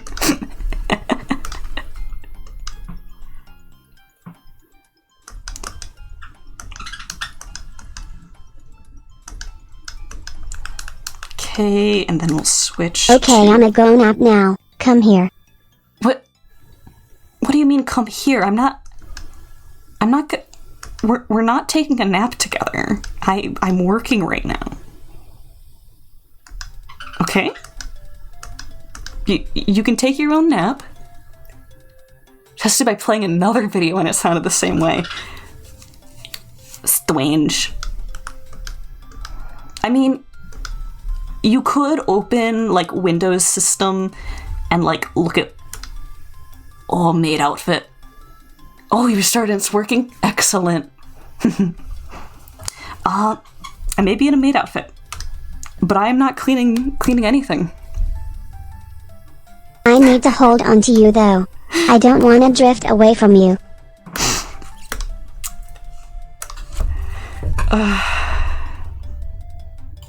Okay. Let's see. Okay. How... And sort you on top? Is that good? Do you need to be closer?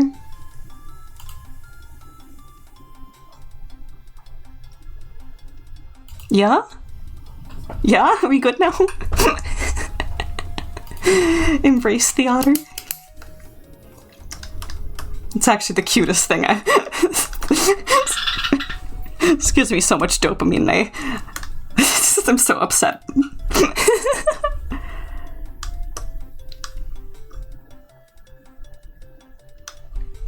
Yay. Connor cuddles.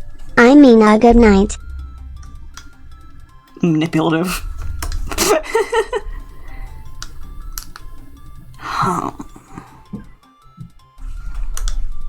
I think what I need to do here is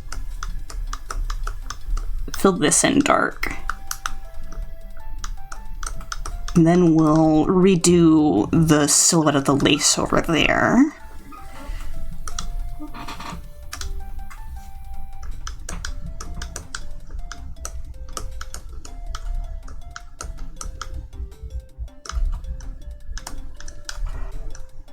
And pull this out here.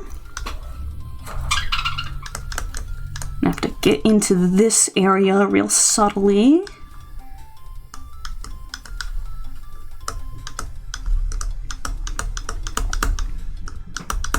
Boop, boop, boop, boop.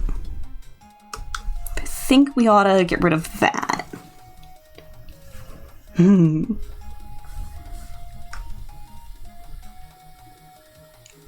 Okay, any more overlaps happening? I don't think so. I do want to sharpen this edge. Kind of overlap there, actually. Around this edge. Boop. For other layers.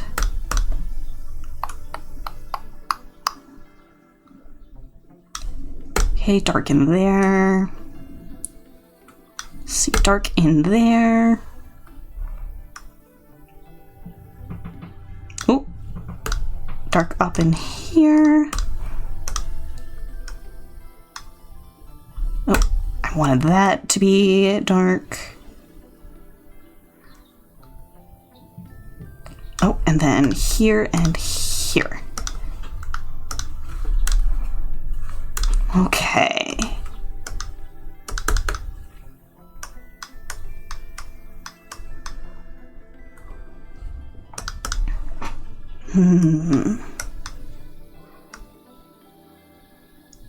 Okay, anything else besides that little ruffle in there?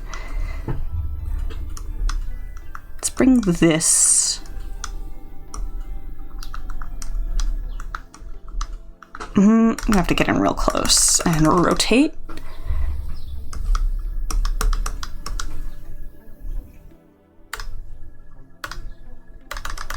Actually, I might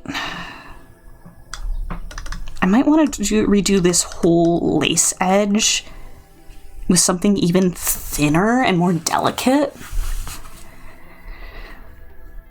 So let's flatten, reduce the opacity, take a red pen for contrast.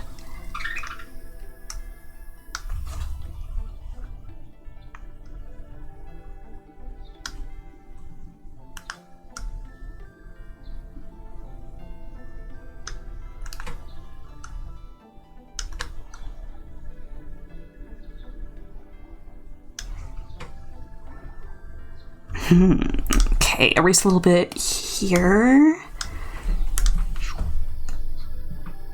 Let's actually invert the way that this is going.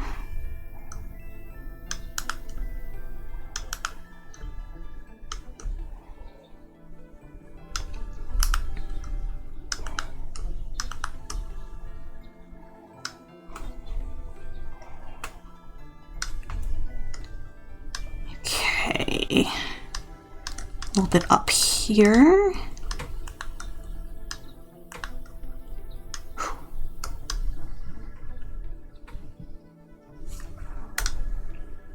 That might do it. Let's clean this up here a little bit.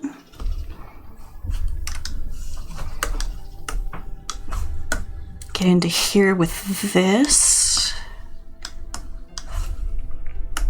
Ooh, I'll want to completely redo that, I think.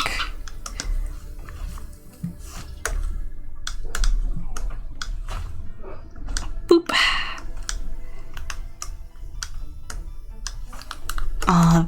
Bigger brush end, I think, here.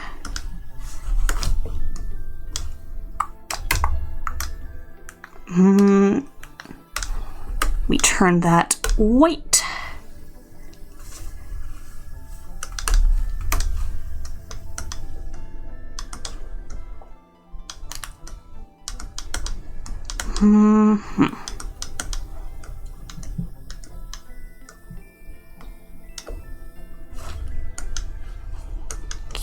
connect these up a little better. It needs a little more nuance on some of the edges, I think, but I do like it. So I go in this way.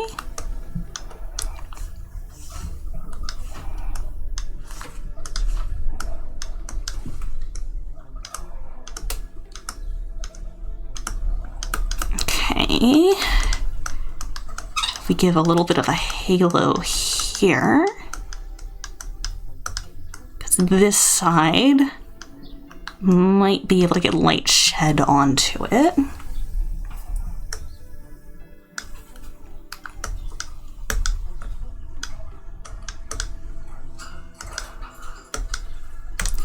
Okay. Let's do edit, convert brightness to opacity. So if we zero with white anywhere, it's now opaque. I'm gonna do a save. And now that it is just a little bit past 5 o'clock, we will be taking a break. So as usual, I will leave you with Doodle and some music. Break will be about 15 minutes. And after that, we will be continuing with this work on the commission. Okay, see you in a bit.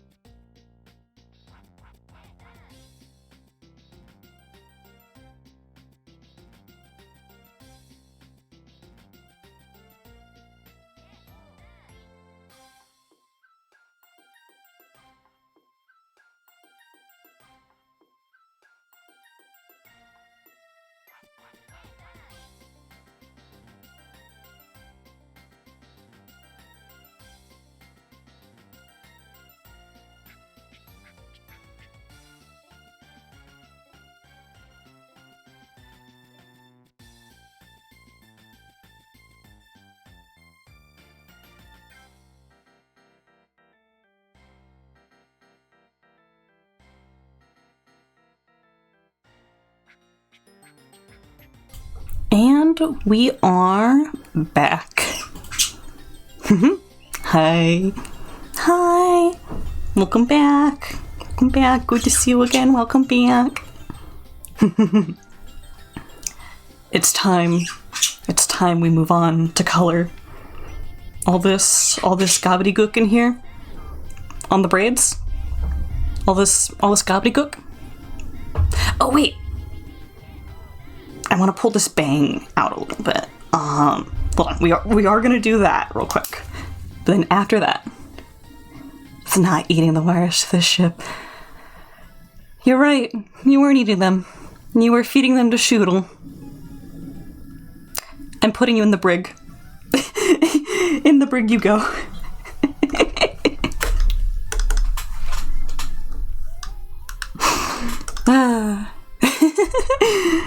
You can look as sad as you want. You're still being punished. You'll escape.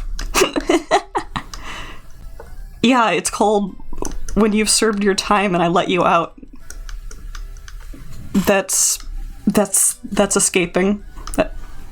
It's a really cool trick to escape jail, is to just wait. Just wait a bit and we'll just let you go.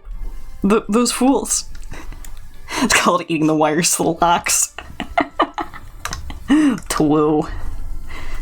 To-woo. I think this needs to come down a little bit too, then.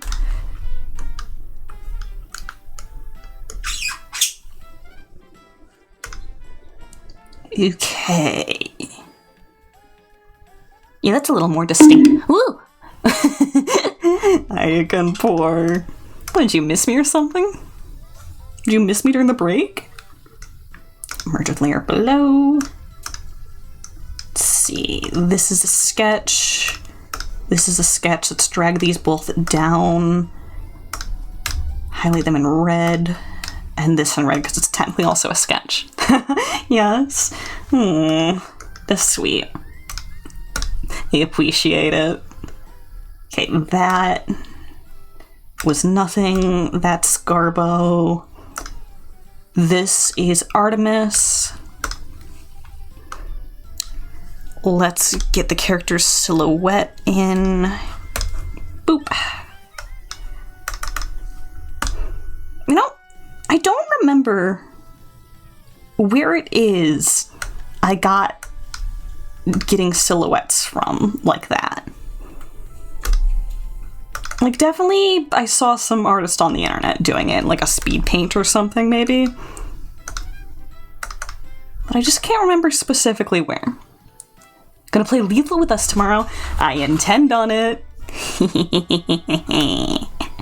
I intend on it. I can be scatterbrained. So if, like, I don't show up, feel free to, like, rattle my DMs. But otherwise, yes. I don't plan on streaming it, but I will be hanging on. Put on the mask to be funny. I did that once and I felt so guilty. I felt so guilty. Immediate guilt. It was funny, though. It was funny. And I'm still playing when you get back from work? Yeah. I find lethal company experiences tend to go more than 2 hours, so... Oh, I forgot to fill in a part there. It's very funny. It can be funny and I can still feel guilty. These are not mutually exclusive functions. Especially if you're anxious like me. Can last for hours for you? Yeah. Alright, and I was gonna do a little bit of texturing in the cork here too. So let's also do a little bit of this.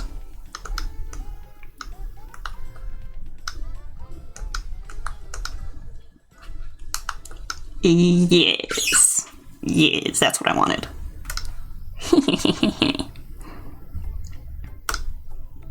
Okay. And then I'm gonna make a duplicate of the character's reference here. going to crop it down. C, delete, V. The palette is this. I'm gonna keep this nice and preserved over here.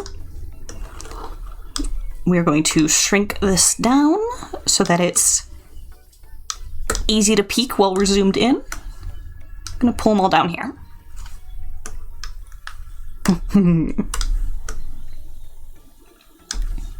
Okay.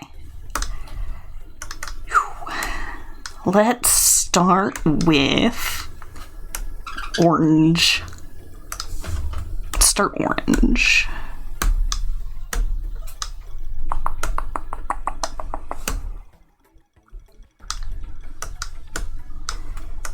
Okay. Here's a little area that we should nick from our silhouette right there.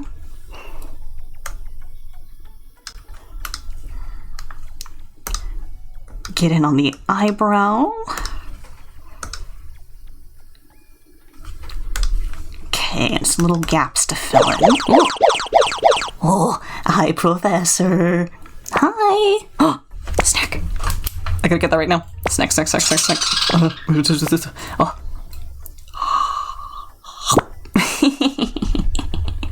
Good to see you, Professor. I hope you're well. I hope you're having a good day. We are working on a Hades style commission, and it is a super secret gift for someone. Commission as a gift for someone else. I do not personally know them, but they seem delightful. So if you do happen to know who this is, no you don't. Shh. No you don't. Exciting? Yes. Okay, I've got this really nice periwinkle going on for the jacket here. Ooh, another part to nix back here. Ooh, snack. Hi, Glottal. Hi. It's a snack wrap ice. I hope you're having a good day as well. Good to see you, Gloglo. I love how I can just throw any G sounds together and it's your name. You're so flexible. Oh my gosh, you're so flexible.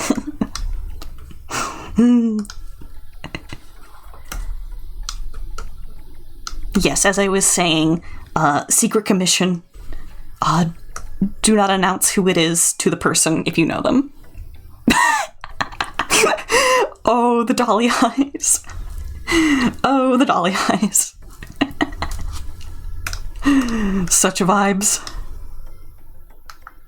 Alright, this, I presume, is the skin tone. But it feels quite a bit different from when I'm color picking.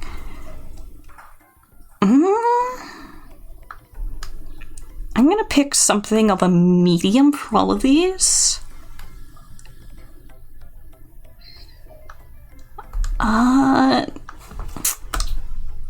Yeah, we'll start with that.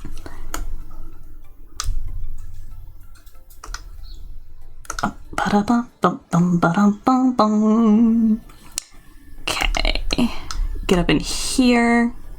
One of my favorite Clip Studio features is being able to drag the fill bucket and have it properly fill things. And it will do that in a way where it detects colors that are the same or different, and only fill in colors that you're already filling in. It is literally the best feature. Like, I catch myself accidentally trying to do it in other software and getting frustrated that it's not working, and I'm just like, this was such a good idea. Everyone should be all over this. Okay, got these puffy socks. Ooh, and all of this lace. Okay.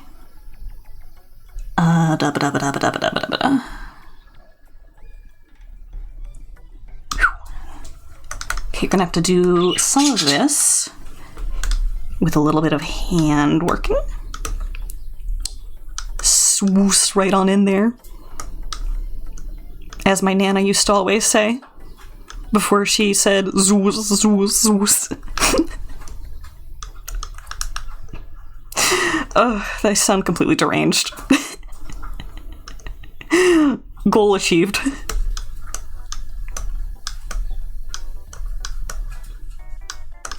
I think the goal of every Twitch streamer is to be the least amount of normal that they possibly can be on camera without getting, like, a noise complaint called on them by their neighbors. To other art programs, let me fill you in, or rather, you fill us all in. That's right. That is how we will pen our letter. Beautiful. Remind me to come to you for any drafts that I have to make. Oh, gotta get under the arm. Zoop, zoop, zoop. Okay, what else? I'm doing a lot of these on their own layers right now. It might drive me crazy later, but for now I think it's gonna be helpful. Nodders. Is that... Hold on, I gotta scroll over and check and see if it's a tuna. Yeah, it's tuna! I'm starting to get familiar with some of the people that you use their emotes of. That was such a sentence. I'm starting to get familiar with people whose emotes you use, and it's bringing me actual delight to be able to, like, recognize them.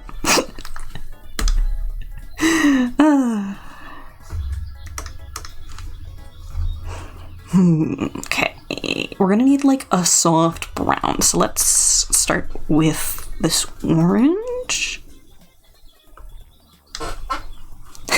Honored, I care?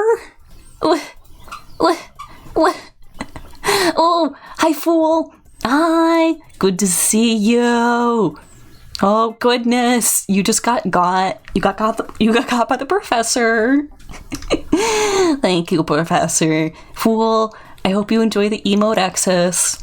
I should be adding some more in the near future. I have plans. Caterpillar. Oh.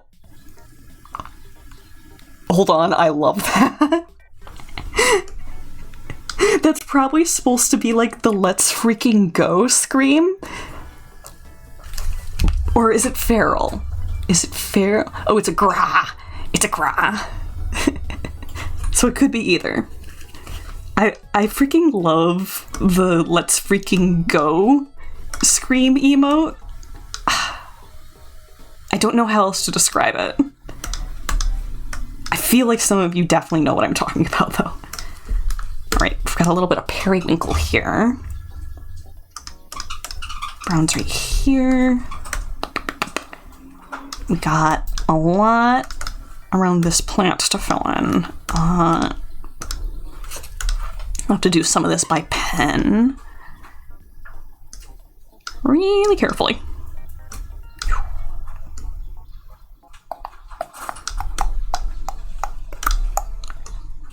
Ew. Oh goodness. There we go. And then a little swift of it there. A little more there. Boop boop.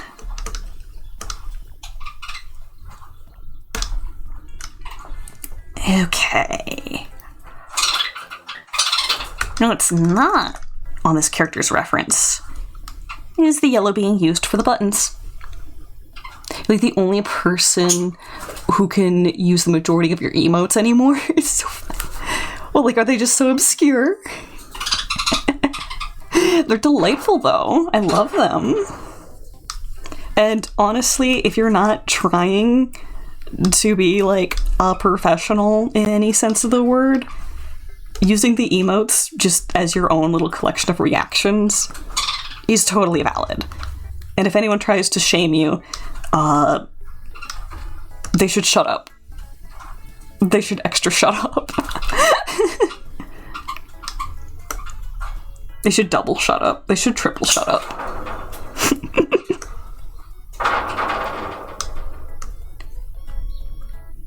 Okay, up in here with this brown as well.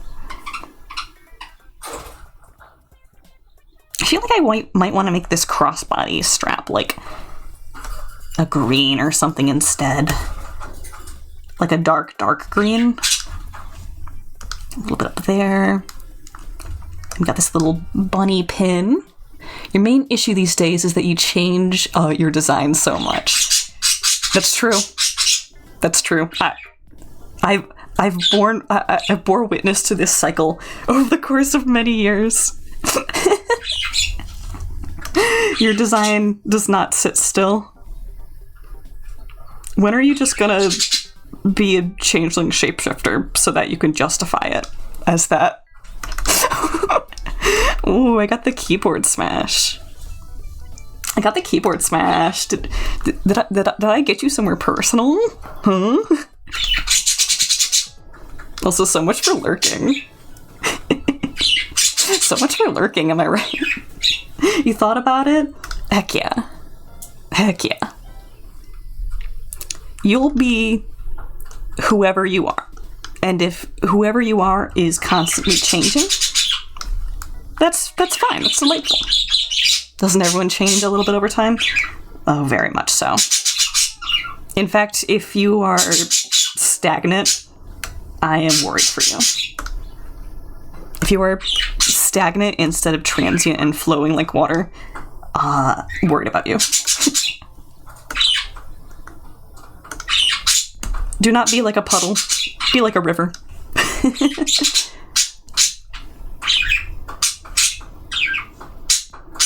Okay, here's the skin tone. Little bits to fill in here. And then I need some colors for these vials and the glasses. Got that growth and change mindset? Heck yes. Character development and learning grind set. Yes! I mean, I can't name a philosophy that's coming to mind, but I'm sure there's a couple philosophies that highly discourage stagnation of the self, because holding on to the old like that is definitely going to stunt you in some ways. Let's make this darker.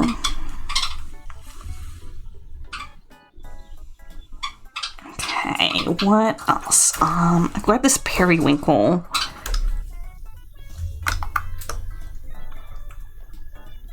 For now, we can use this for the bottle.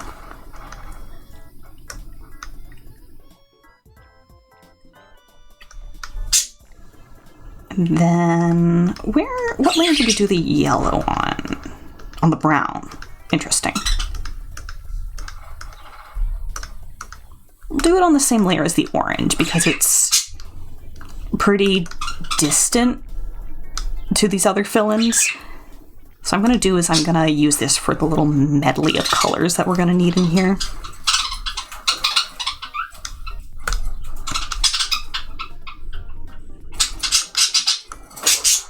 Okay. Oh, cheeping birds. Goodness.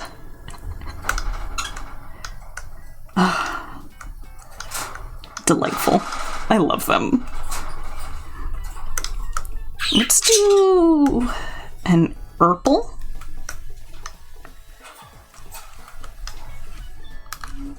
And an orange. What else?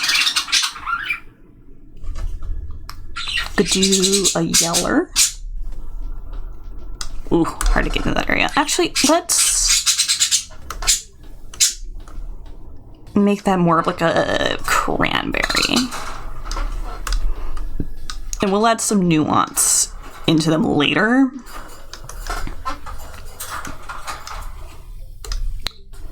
Do like an purpley color in here.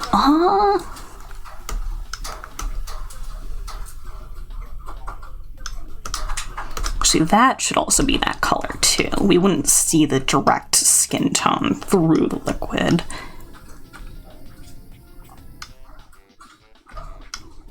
Okay, and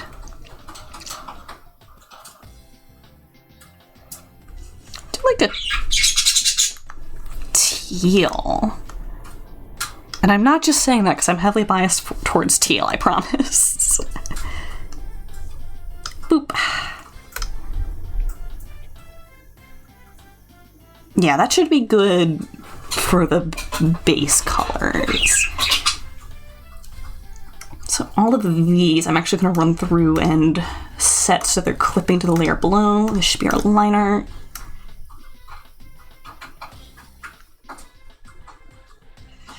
And this I'll drag up because set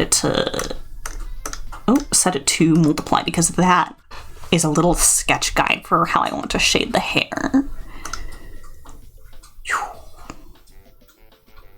Okay. Starting with green? You're starting with green.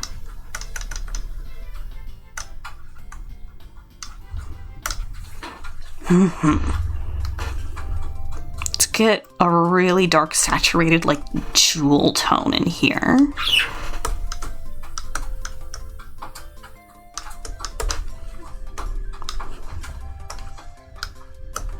Maybe like this.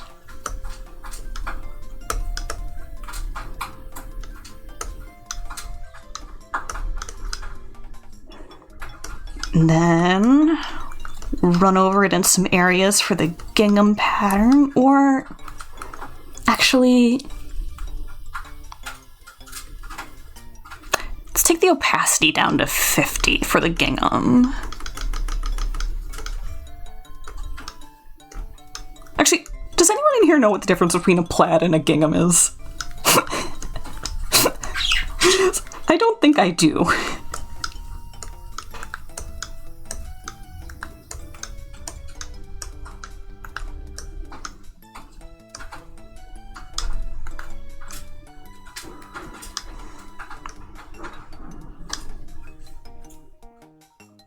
Okay, that starts us off.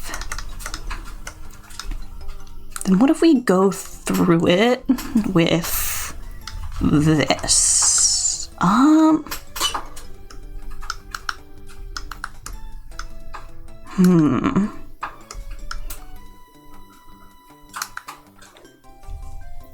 Or if we bring the opacity all the way up and do this. And then with a really thin line in some areas, we do this. Is that crazy? I probably want to avoid putting it directly into the dark darks here. Like maybe I could,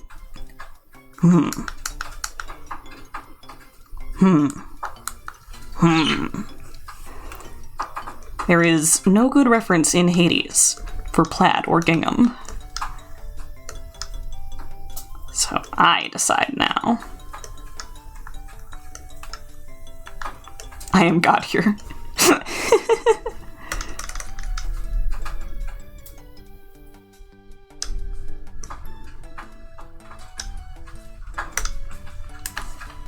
Oop, back to where it was. And in these areas, we are darkening it.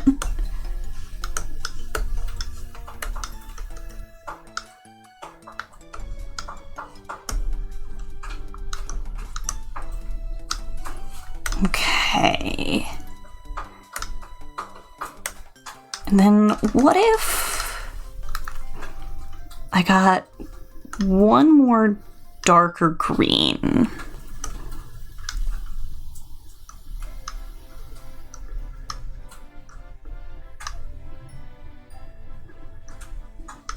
We did something crazy. What if... Ooh.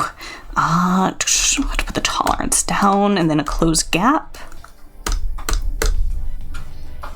Like if we re-brought some of those stripes in using an even darker green.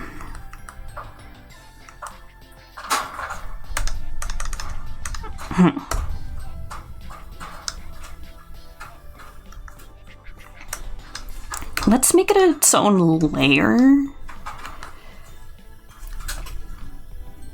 Bring this down again.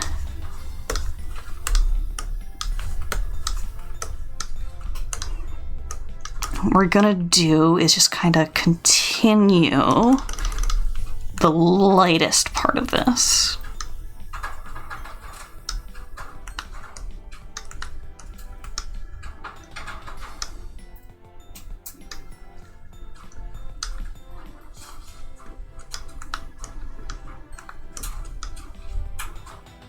Okay. That is certainly interesting.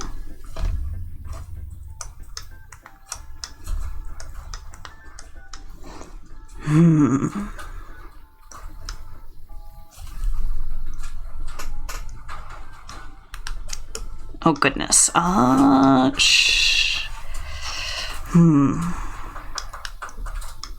It's really fiddly in this area. You gotta get it like just right.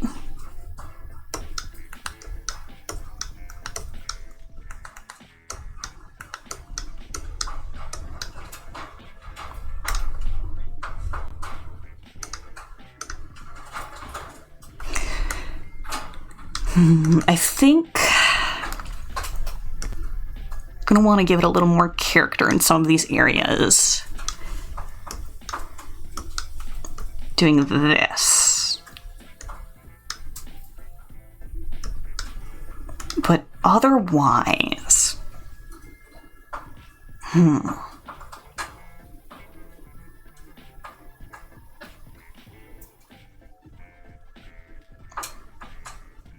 gonna go with it. If we end up not liking it, we can change it around later. Actually, what if I lowered the contrast between these by overlaying it?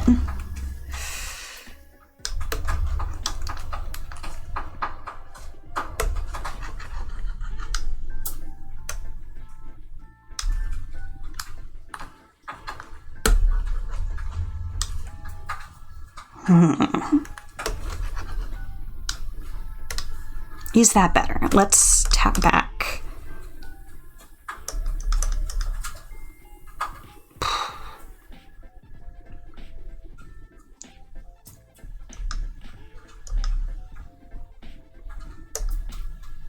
I think this might be the best version of it between all of these.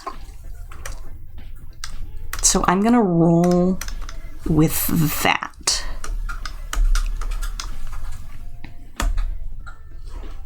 Okay, and then this is all lavender. Actually, let's start with this going the other direction. Let's start with the mid-tone. And then we're going to use this as our highlight.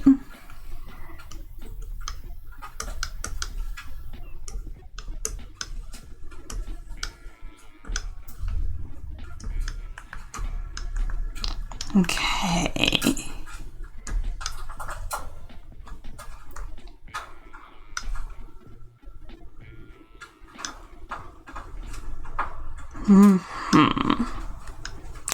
Oh, Mac, hi. Hi, good to see you. I hope you're having a fantastic day. I hope things are going well. Shh, Almec's our secret shopper. Shh. Almec is our secret shopper. The details? We might be going a little ham. We might be going a little ham. It's fine. It's okay. I'm on my favorite part, which is the coloring. So I am in a happy place.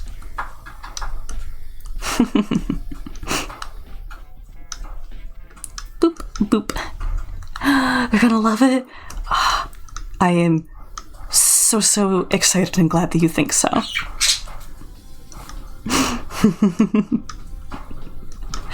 I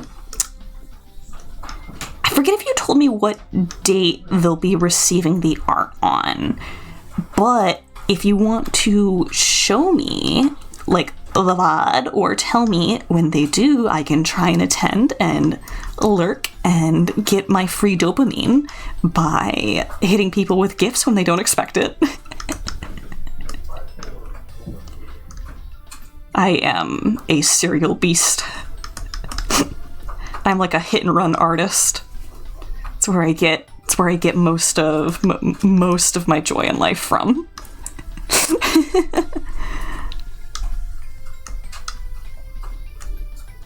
Dear FBI agent in my computer, when I said hit and run beast, I promise I have never committed a vehicular crime. XXOX, Conyer. And they're live? Gotcha. Not listening in, living inside the computer, has a couch and everything. I mean, there's worse places to live. Living inside a computer, at least you'll be entertained. At least you'll be entertained. If not, mildly mortified at all times.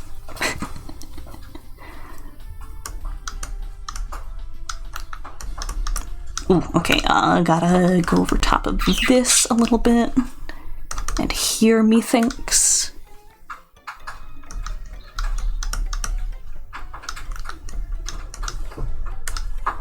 Okay, and then I was thinking that this would be lavender, but how about we just color it orange? I don't think anyone is going to get fussy if we roll up with something shaped like lavender, but colored like saffron. Mine went to them being in the box that is the computer, not the digital world. Prof, have you not heard that meme before? The idea that everyone has a personal FBI agent at all times watching whatever they're doing on the computer. Fussy. Listen here, mister. If you're gonna make a deal about it, I'm gonna color you baby barf green. You've not? Oh, wow. Well, now you have. You just got edumacated. Get wrecked, scrub.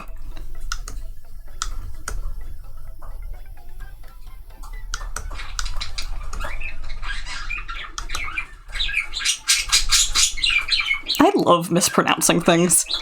Unironically. The meme is FBI agent, but in reality, it's the NSA. Whee! You see, that's where it's propaganda, is the NSA made this meme, so that we'd focus more on, the FBI. See? Stonks. Big brain. Oh, so many wrinkles. I've unlocked the code. Please do not actually believe in conspiracy theories. Things have evidence. Very well. You are now green. Zap. I hit you with my green laser. It's my secret attack. Just like Papyrus Undertale.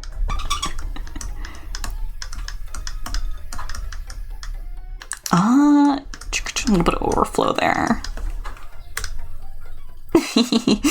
Oh, that's cute. Too late going to hunt Mothman? That's not a conspiracy theory, that's a fact. Oh, also, some of you might not know this. The Mothman statue got vandalized somewhat recently, and what the vandals did, they gave the Mothman statue a tramp stamp. I'm 100% serious. They gave our boy Mothman a delightfully tasteful statue on like the small of their back.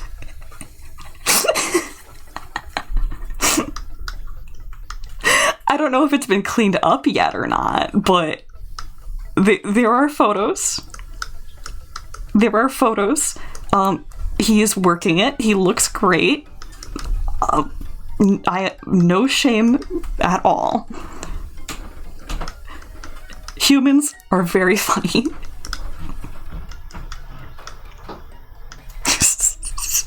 Hold on, I should pull up a picture. Am I gonna regret this? Am I gonna regret this? And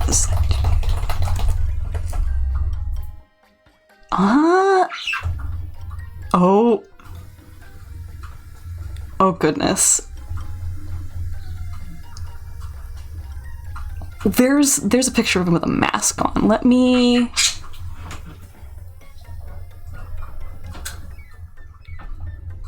all the ones that I'm finding have text, but I guess that's fine. Oh, nope.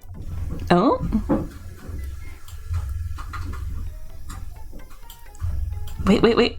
Can I not drag and drop? I'm not allowed? Not allowed? Hey. There we go. Why so caked up?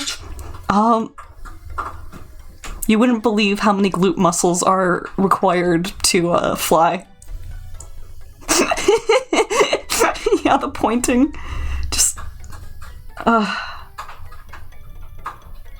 good for him. Good for him. I don't need to know anything about his choices. I'm just happy that he's experiencing body positivity through it. Delightful.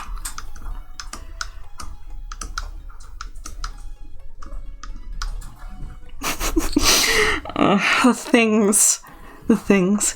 Good for him if he consented. Well, all statues come to life at night, as we all know, from the hit movie, Night at the Museum. One of my all-time favorite movies.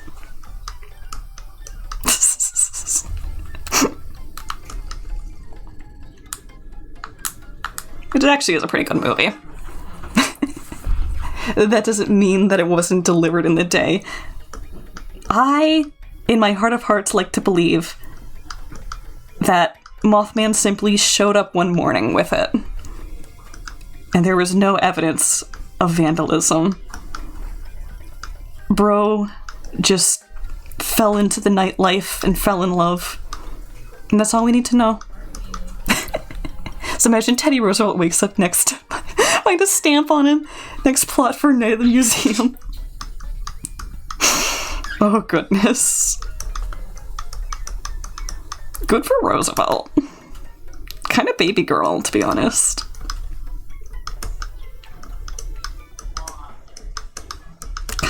Kinda baby girl coded. We stan.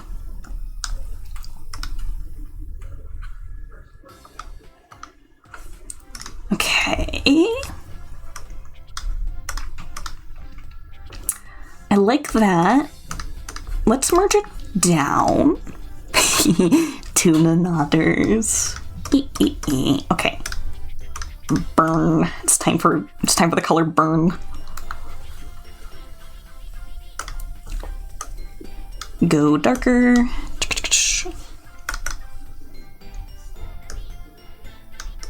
Do that.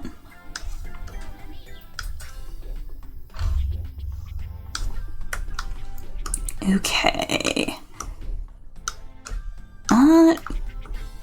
swoosh this up, I think.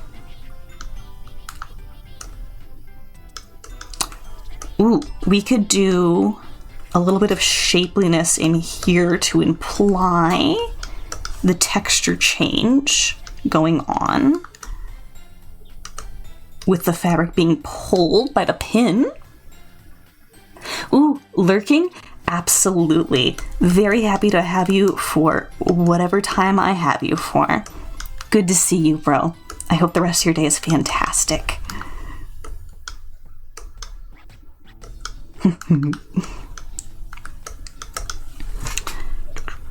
Okay, add this lip right here. Okay, we can round this back out here, I think. And then up in here.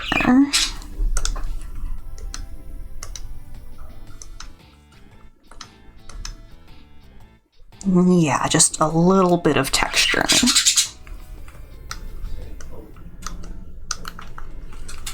And I can just fill bucket this. And fill bucket, fill bucket. Maybe not that. We could do this a little more nuanced.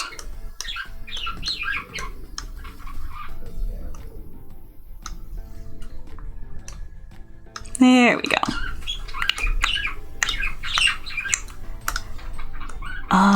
Do this so that we fill in those parts that didn't make it when we did the initial fill bucket. Relock.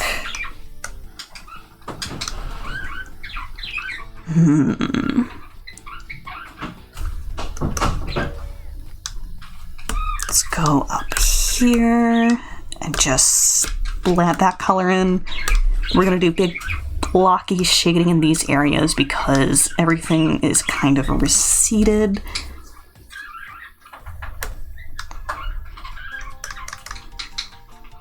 Okay, and then this area probably just has a drop shadow from these dried herbs. I could get a little more shapely in this area.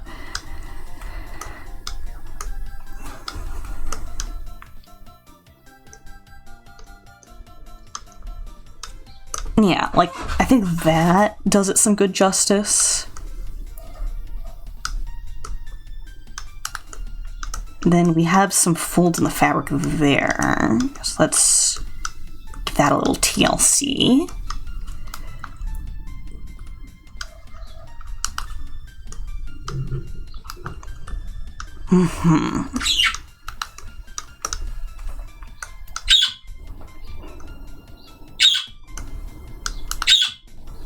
Okay, a little blocky shadow up in here.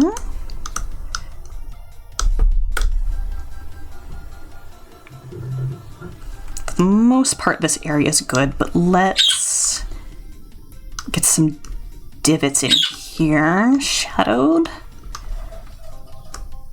And then we can do the bottom lip of these as well.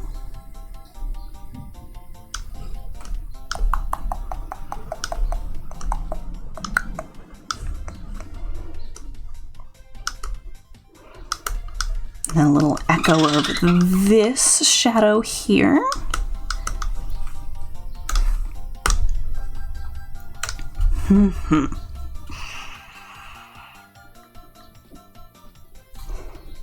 Okay, I think what I'm gonna want to do is, let's see, replace the cork colors.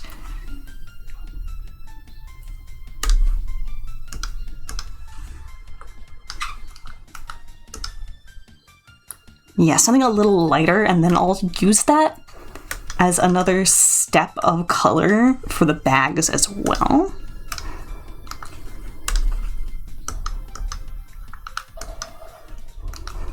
So one of the things with the Hades art style is that it will use quite a couple of steps of color change when it's transitioning into shadow. And so that's definitely something I have to commit to doing, like, mindfully, to really get the feel.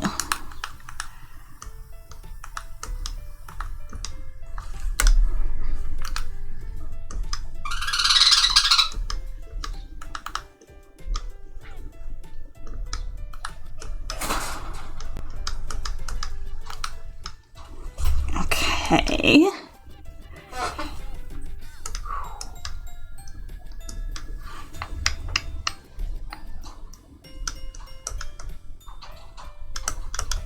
Okay, a little bit in here.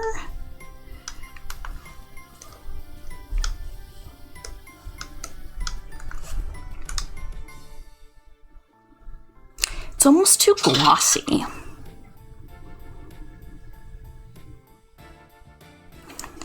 I think I'm gonna back it up.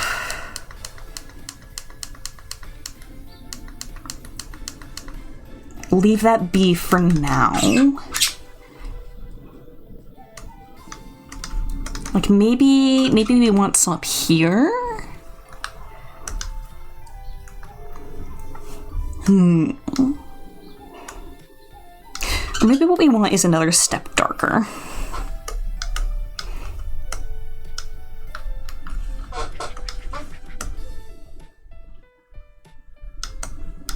I go in here with a darker step of color.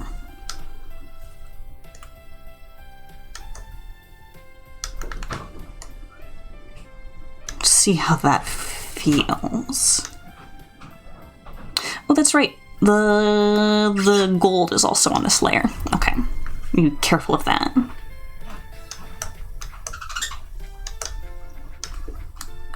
Okay.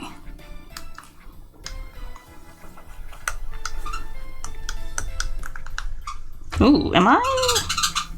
Okay, no, I just need to re-lock the opacity there. That's why that was bleeding out when I was coloring there. Okay.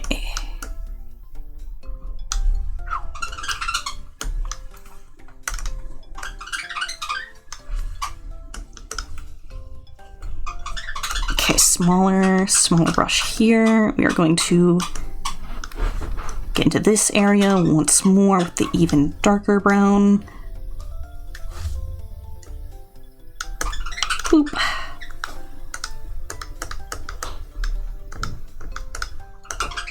And then use again, apply connected pixels. There we go.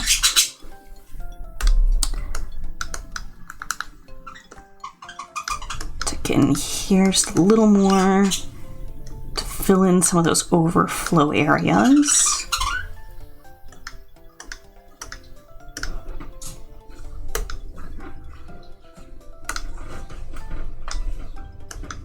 Okay, a little overflow there, I'll back that up.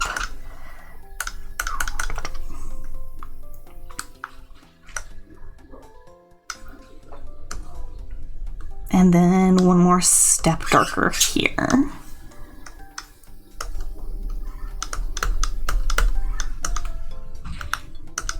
All right.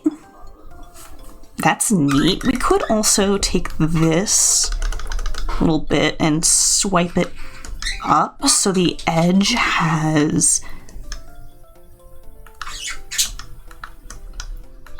a sort of pop-up 3D-ness to it there. I think that's nice.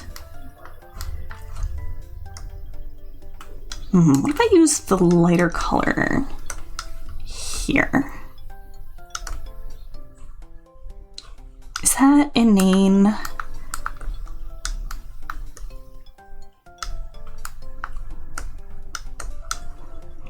I don't hate it.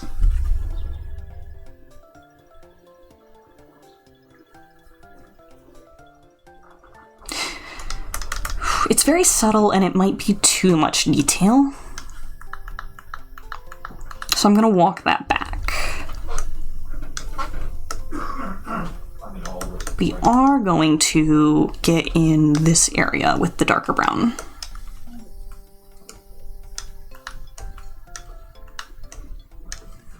Okay. And then in some areas like this,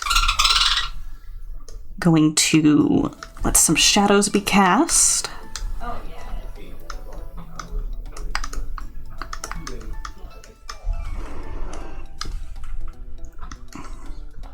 Same with some of these areas.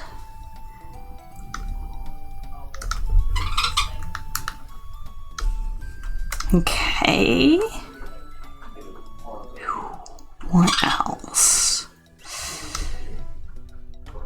We might be all good on the browns. We have to get to these yellowish colors. Is this the same yellow up here? Yes. Okay.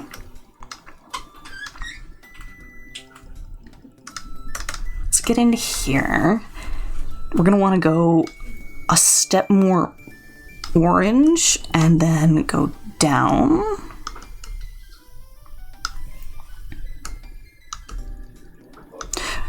Things that are gold are really interesting to color because actual gold receives color in a kind of strange way, in the sense that if it's gold reflecting light off of something else, it'll take an oranger hue, but if it's gold bouncing off of gold, it takes a greener hue, which is very strange. We're also going to be very mindful of using some nearby colors as a reflected light.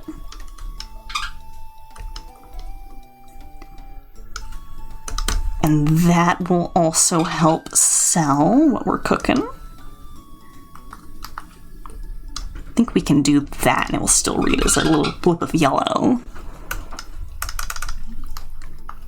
I go grab this again.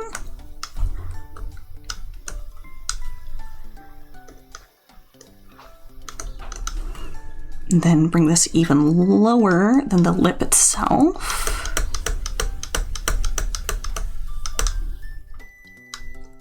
Bring that around. Bring these eyes back out. Should be good.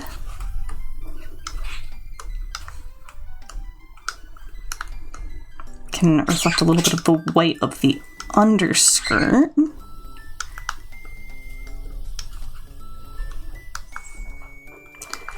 Then let's get a really bright... No, I think we're just going to use white here.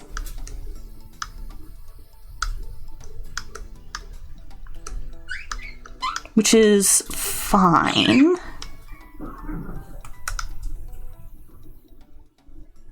I think that's good. Should do its job. Anything else on this layer? Oh yeah, there's the little tie on the bottles there. Let's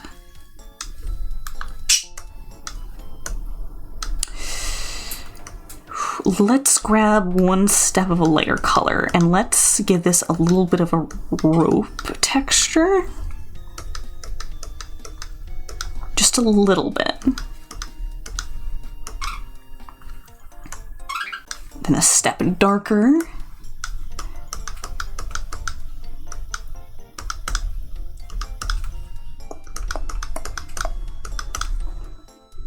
Okay.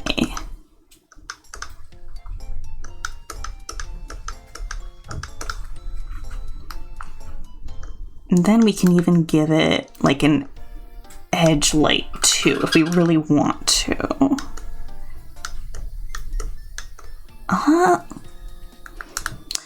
It makes it a little busy. Maybe just on this one.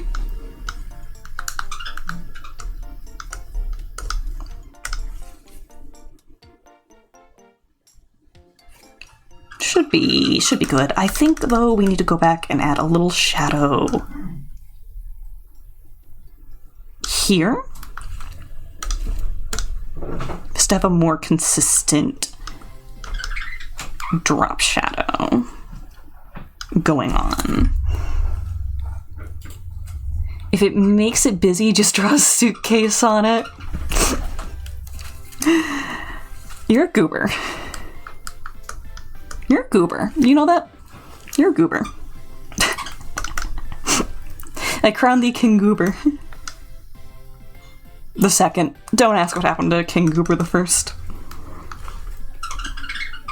And proud? Gotcha. Excellent. Actually, we could add that little lip just on here and a little bit on there.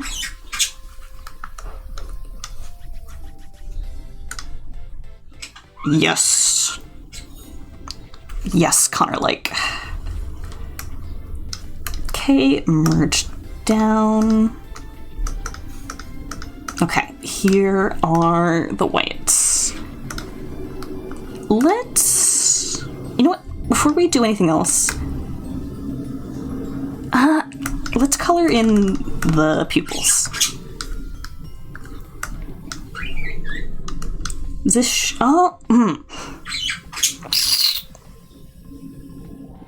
Because the skin tone is above all of that, okay, let's do the skin tone before the whites the clothes. Because I want to address the eyes, and those are on the same layers as skin tones right now. It's a little too yeller. So desaturate a little. There we go. A little more pleasant, I think.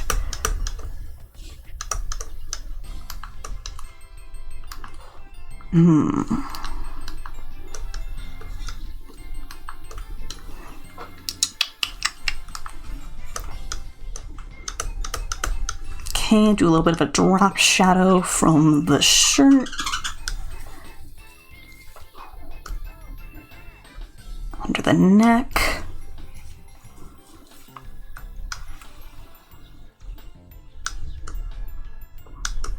Okay, up in this area, we have all of this geometry going on in the face. Hades likes to really cut up facial geometry into planes. So we will kind of greeble some of this.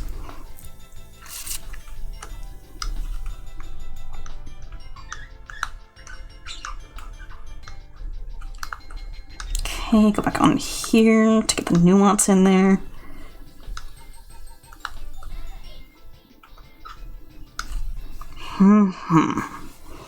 Okay, what else? A little under eye dash might help.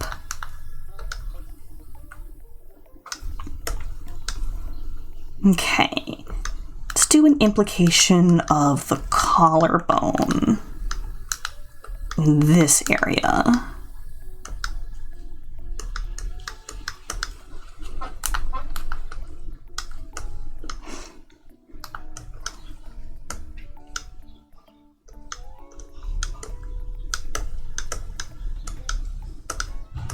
Okay. Maybe cut that in there.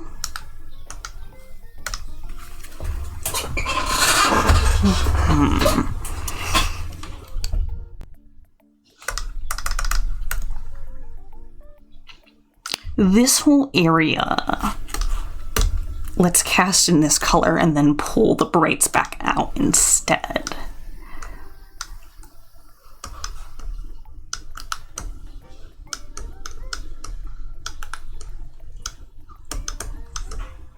This area can have a cast shadow on it proper. This area will treat more as a highlight.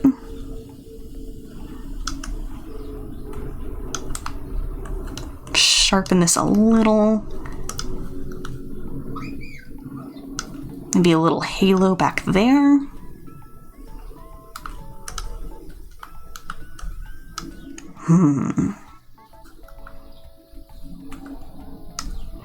Just a little halo over here too. Yeah, I think that helps with some of the depth going on with the legs. And we'll cast some shadow under the knee as well.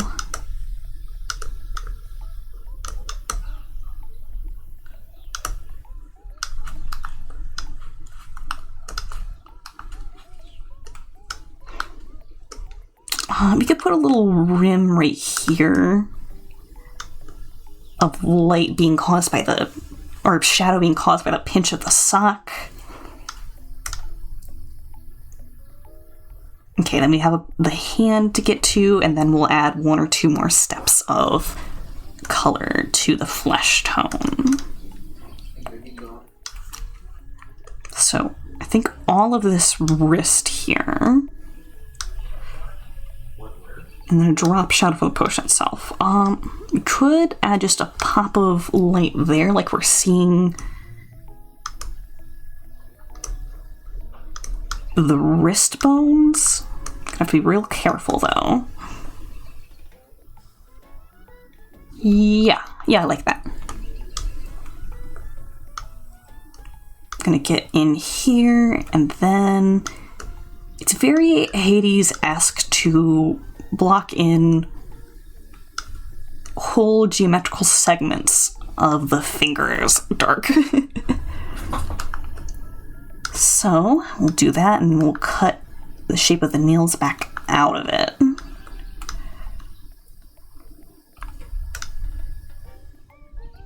Okay, and then 1 more step of color for the darks. Let's go a little more flush, grayer, and darker at the same time. Okay.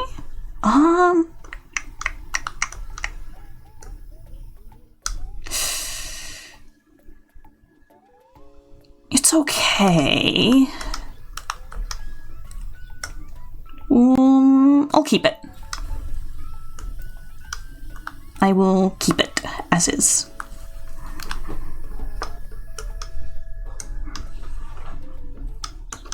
Ooh, and then it looks like we are missing a little bit of fill right there. I can get that in.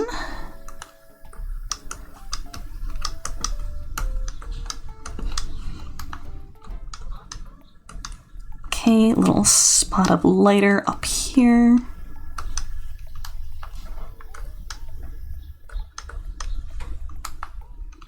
Same for over here. Ooh, goodness. It's the wrong color selected. I'm cutting there. Some more drop shadow there. Let's readdress that with the darker tone.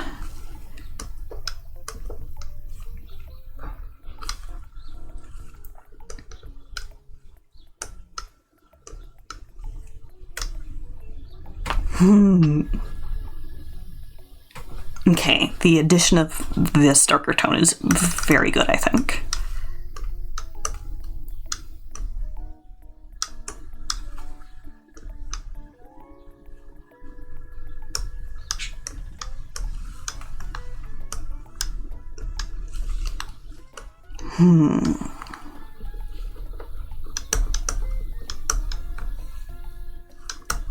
Actually, let's do this and then cut back in with the light.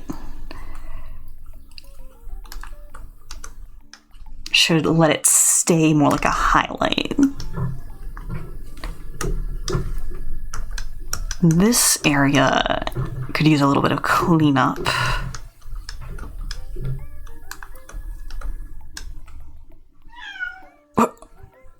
Oh, I think Graham is destroying the toilet paper out there.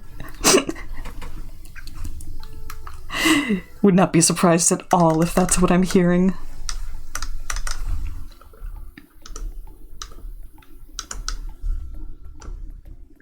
He gets frustrated when I stream. Even though I spend like half of my 15-minute break just sort of playing with him out of necessity to appease him. That is my bratty boy.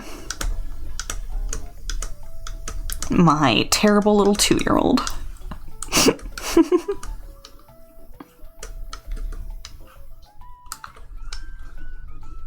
Okay, what if we cut those in like that?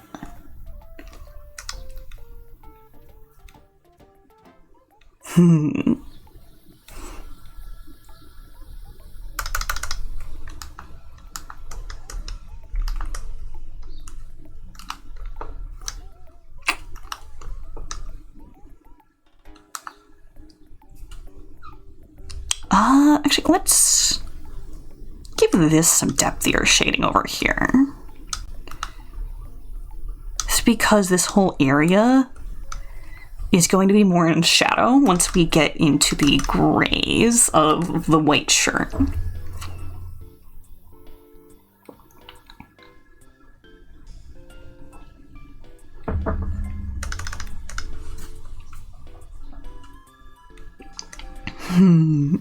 What else? We definitely need to get into the leg area still. You know what? I could get into this area.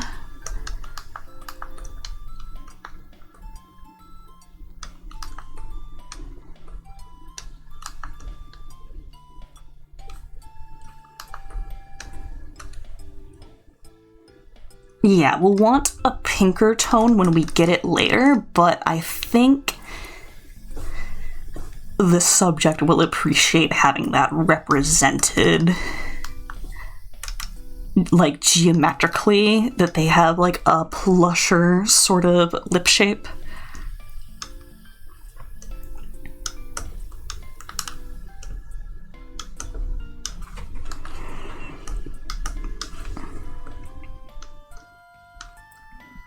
Okay, let's get into this area.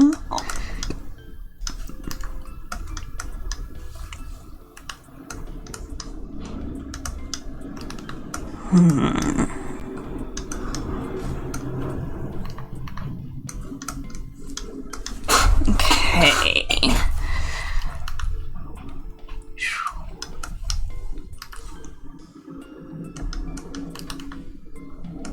Could just go into this whole section here and give it a similar drop off like the other knee. That is an option.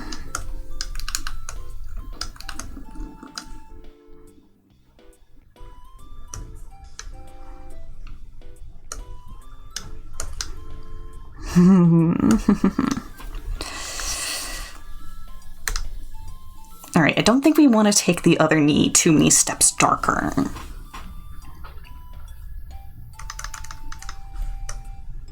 We will need a warmer color over here.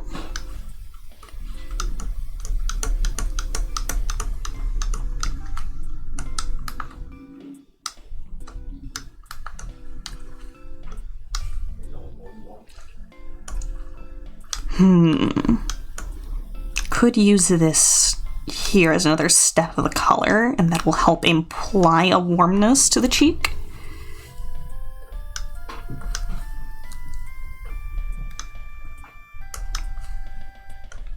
Ooh, and then all up in here.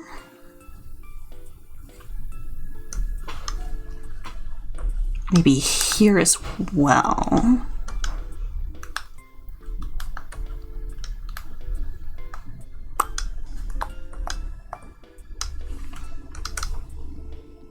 I like that. That adds a bit of like chromatic sort of sense. So what if we pick at the side of the liner here? Just to bring a little bit of warmth to the shoulder.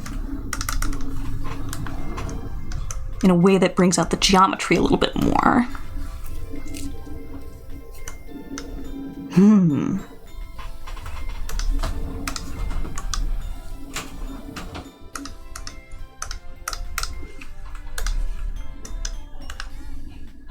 Interesting.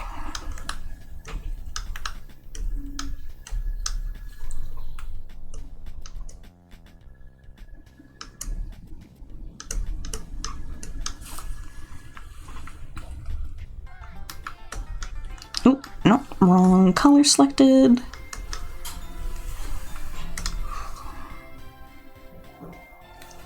Okay, I think we need to reshape in here just a little bit.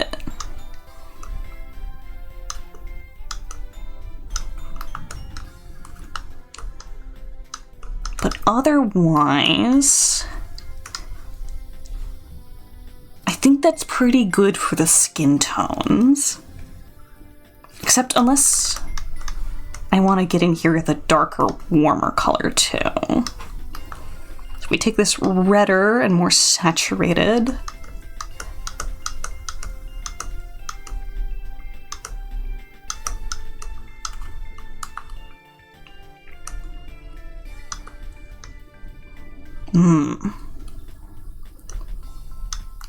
Maybe good. Do a little drop shadow here as well. A little implication of the chin as well.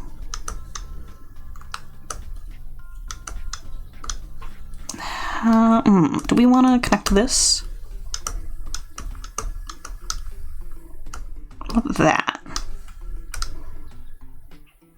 A little too detailed. Pull that back.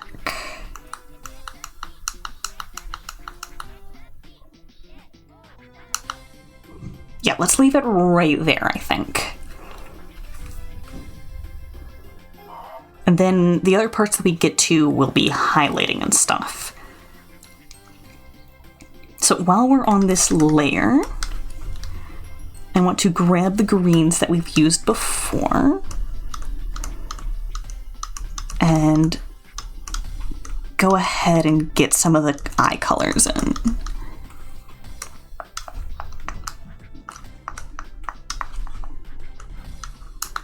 Ooh, that's a very big step towards dark. Okay,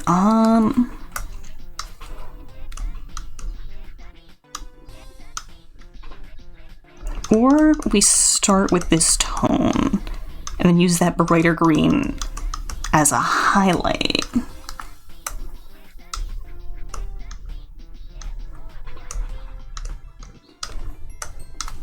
Okay, grabby.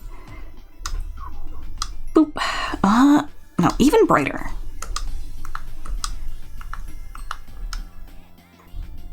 Yeah, we'll settle with that.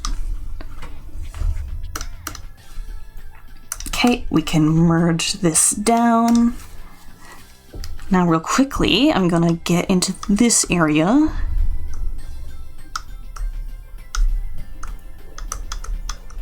With the white tone so that we can very cleanly color in that area with some different tones. Okay. Lock the opacity. Okay. I'm going to use some very broad strokes here now.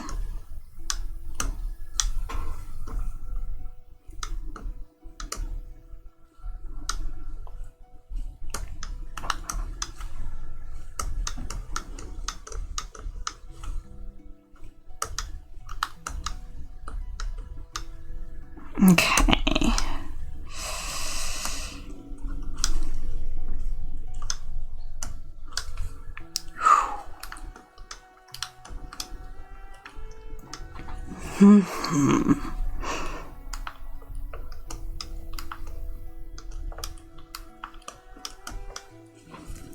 What else? Actually, let's step that back. Go at this reversedly.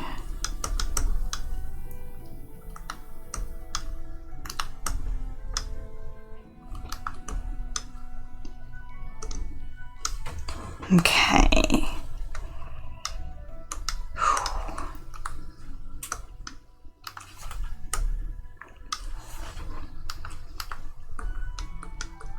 I feel like we're gonna need one middle tone between these.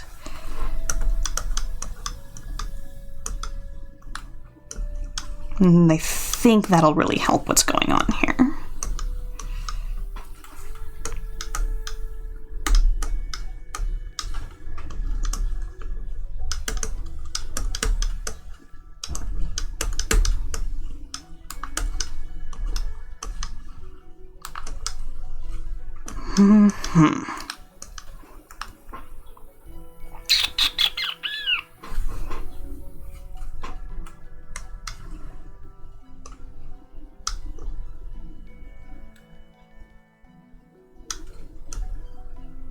Okay.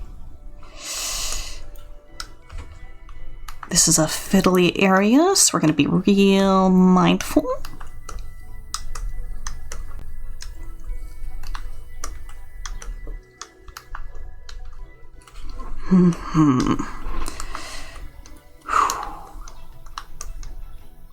Let's go this way, actually.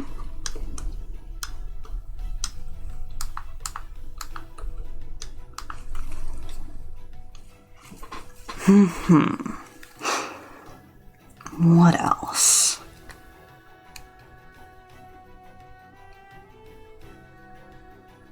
Ooh, up in here. That's right.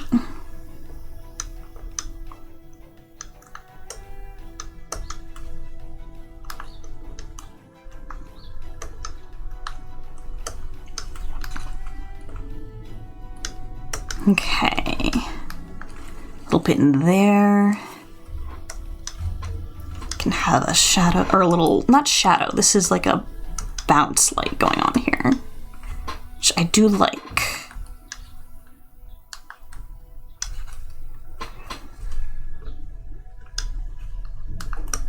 Let's grab the skin tone over here. Or, that's interesting.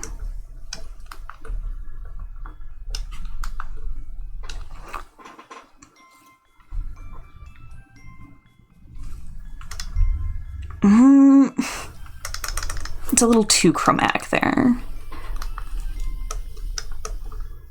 Go back to grabbing the skin tone for that.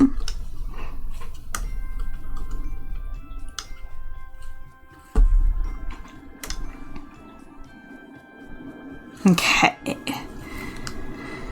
There's our mid-tone again.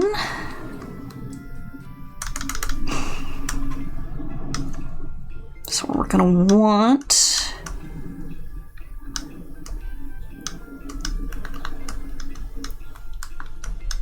some more shapeliness in here.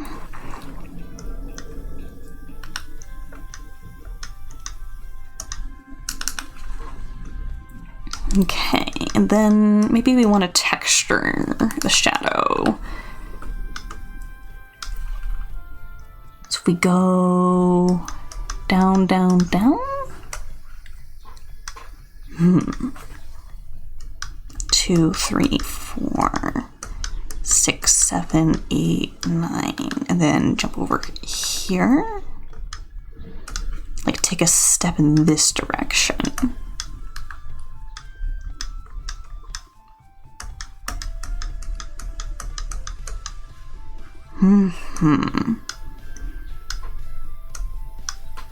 Get up in this business.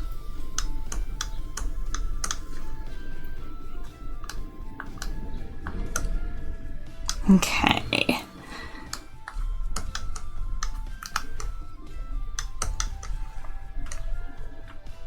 Ooh, and this is another area where we can give it a rope-like twist.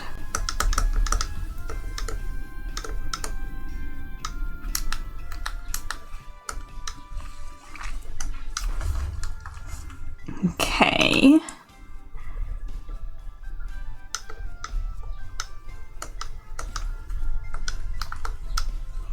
So we'll give that shadow here. Okay.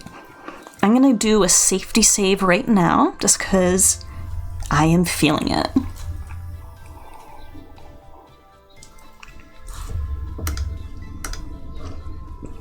Okay, a couple more whites. Let's also go back to the whites for eyes before I forget.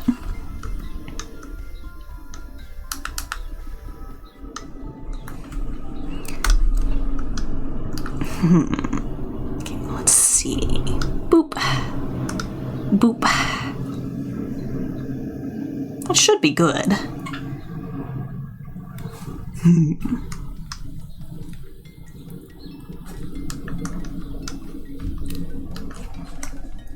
Okay, it's down here.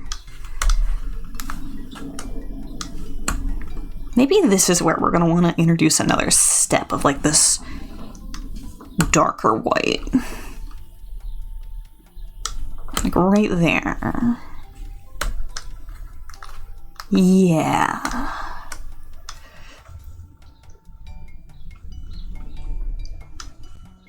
Okay, and then here's this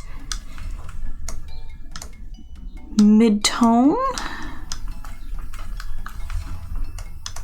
Some areas we're gonna catch this with the even darker tone. Okay.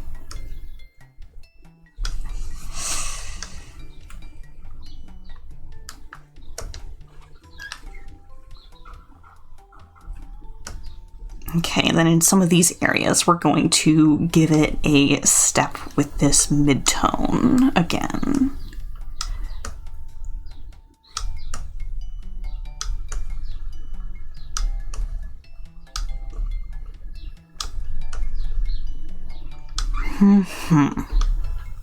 Okay.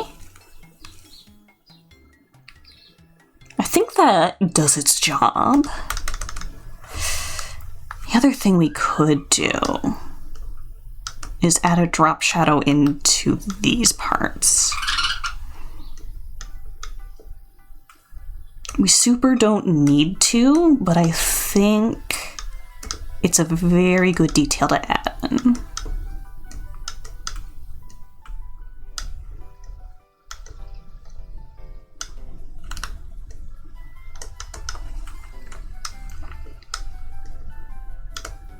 Yeah, I like adding this in. It does good for the geometry. So we have this page over here.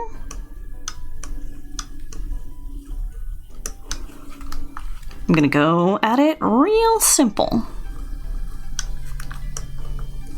That's all it needs.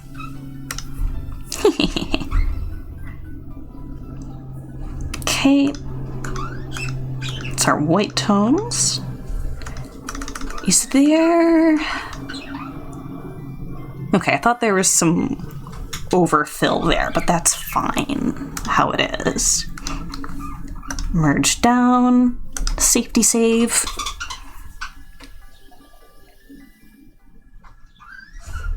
And now the periwinkles.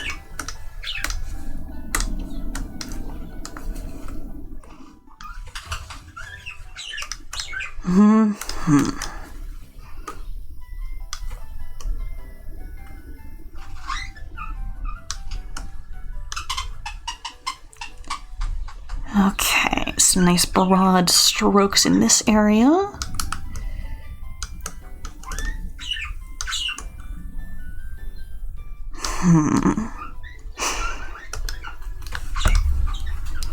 Let's get a little more geometric here.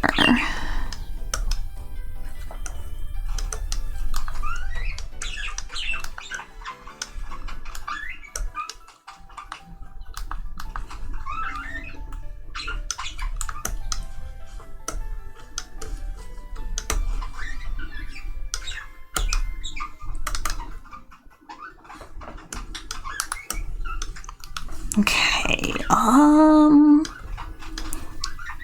yeah, a little more light in that area does good.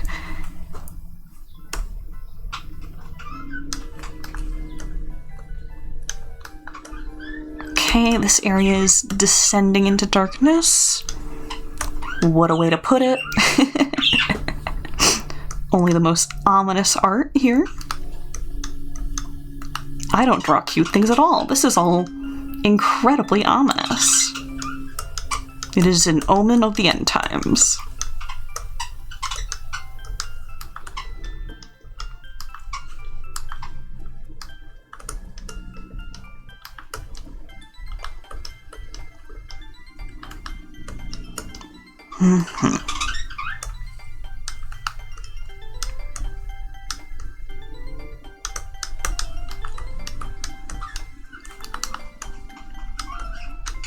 Okay, a little bit of a rim light on that.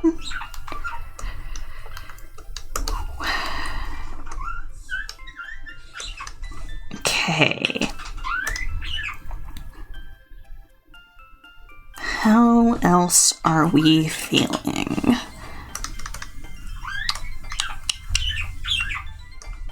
Let's get a large geometric shadow going on here.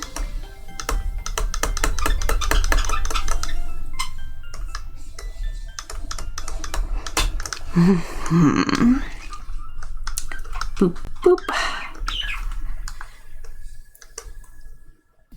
Continue that little halo back that way. I'm just gonna straight fill bucket that. Does its job just fine.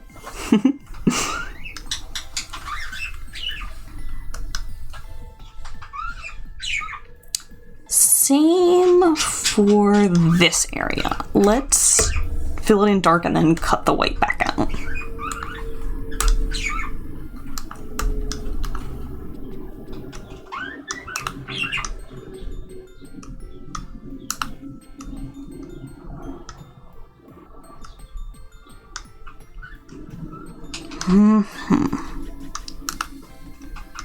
See how that fares. Definitely need to clean up the edge, but that is just fine.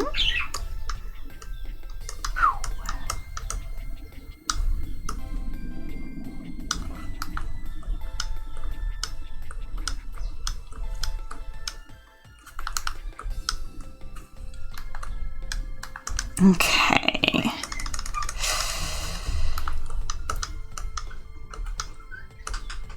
Getting weird in this area.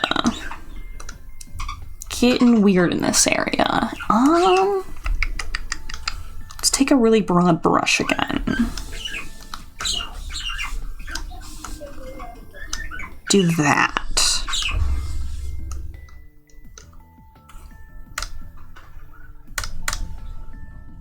Okay. Yeah, I think that's nice. I think it does its job. You definitely need one step darker. Oh, Doodle is above the memes. Hold on, let me ooble them down. Is that dark enough? Invader Zim is delightfully dark, I do admit. I think Doodle needs to go here to not be overlaid by, or to not be overlaying the memes. I'm like a severe long-term fan of Invader Zim though. Like, I basically do like a yearly rewatch at some junctures. It is just in my brain forever. In my brain forever. Nesting, having babies, chewing on, like, the bone of my skull. And I welcome it. It is an old friend. Jonan Vasquez just opened up his online shop again. Awesome. Bro streams on Twitch, actually. Does some gaming streams and some art streams and will collab with people, and it's really neat to see, like, that he's doing some, like, cool stuff still.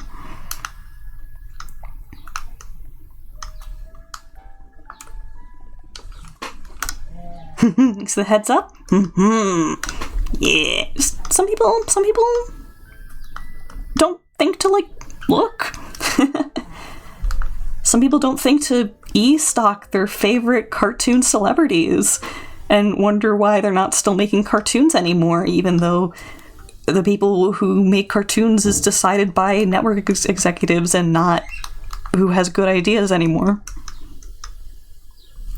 Looks into the camera.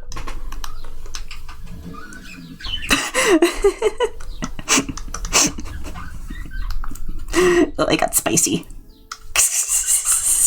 I so spicy.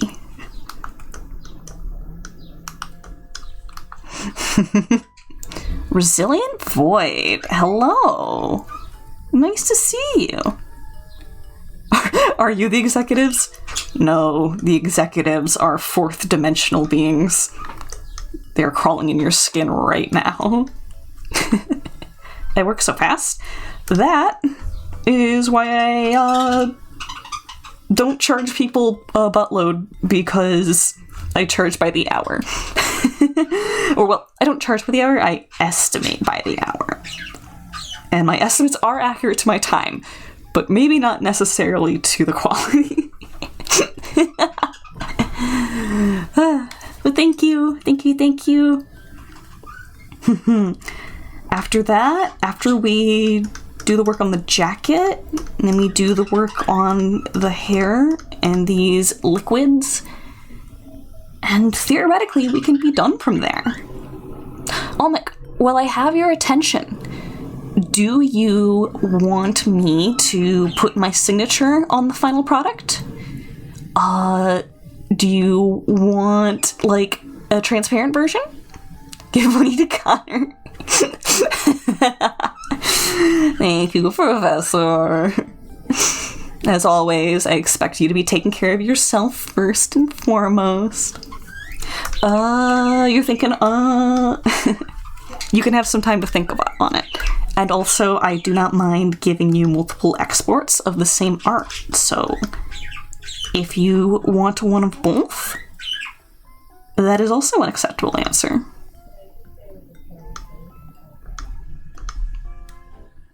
"100% getting music commissions as a treat for yourself." That's delightful.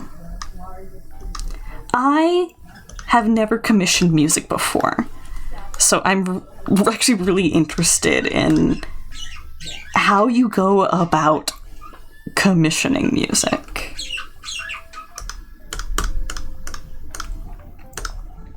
Like, what sort of information is useful when setting the expectation of what you want and what you'll receive?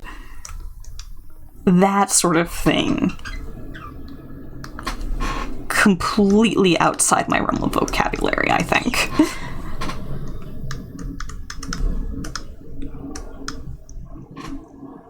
I think for posting wise, put a signature, but one in case Vinny wants to use it, or Vine. Yeah. Okay, I will create both versions, and you will have exclusive access to the unsigned version. Well, exclusive in the sense that it'll be a link that you can download the art from, and that link will be accessible by anyone you give the link to. Heck freaking yeah.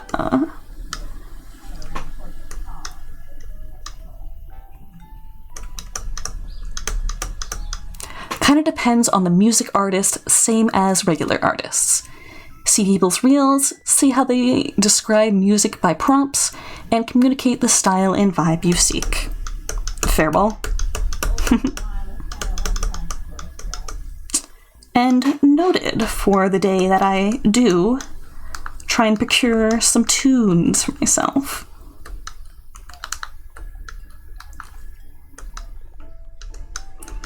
Being able to have some custom tracks for these streams would be really cool. I also have some really silly, big aspirations for, like, events to run on stream someday. That would definitely involve getting some custom music as background music.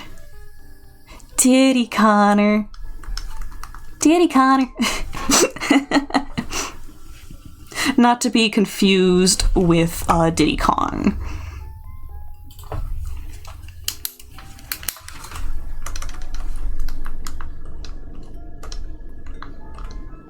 Okay.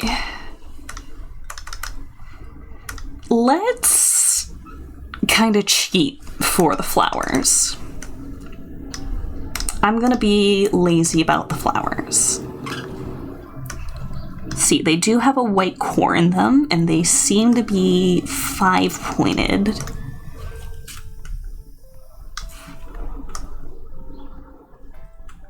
We're going to do just 2 or 3 of these flowers at different angles, and then we are going to paste them around like an asset. Let's do a for editing layer only. Yeah.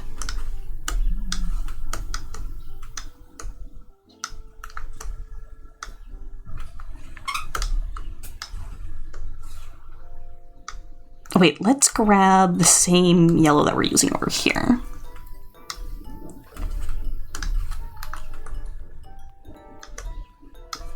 Once you do like a certain number of sprites, like pixel art sprites, you start becoming really invested in like being conservative about your color palette and reusing colors. It's kind of really silly to think about.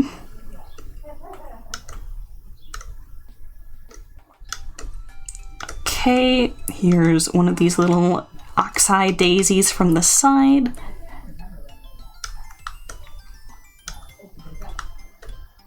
Actually, that might be all we need. Just the 2 views, and then we'll like spatter them around and warp some of them.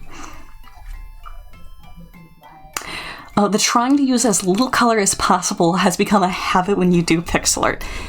Exactly. I'm glad I'm not the only one who has taken a sort of notice to that. Okay, I'm gonna do a copy. Abba-da-ba-da-ba-da. Let's start with this edge here. Copy paste.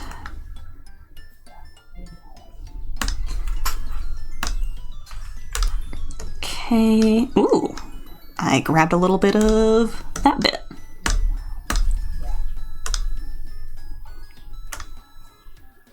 Oh wait, hold on. Let's back it up real quick. Before I warp any of these, let's make a duplicate, hide, and lock it. So if I ever, like, have parts go missing, or like they get too blurry from transformations, then I can just go back to that layer. It's like a little archival layer.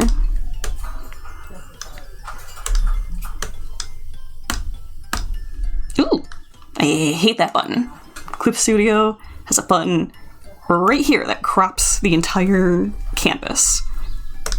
And it is far too close to buttons that you use regularly for other purposes, in my opinion. Copy paste. Just a little hint of those there. Can straight up erase that. Okay. Merge selected. Oh, I hear my kitten.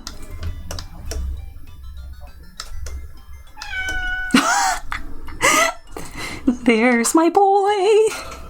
Go back to lurking? A baby.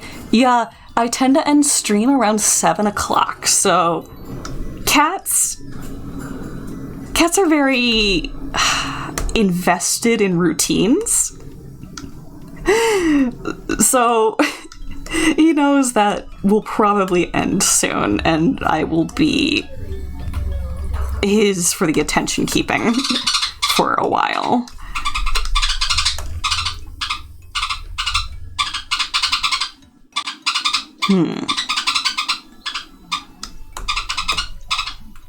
Cats do be like that? Indeed. I love it, and I hate it, but I mostly love it. Sometimes I hate it a little. And birds? Yes. I have 2 parakeets. Their names are Piper and PJ, and that is the sound of them having a little argument.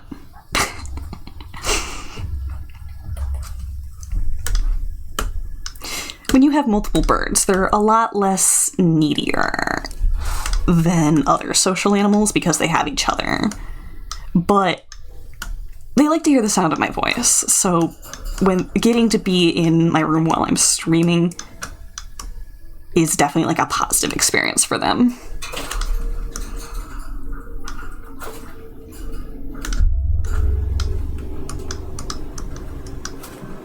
Okay.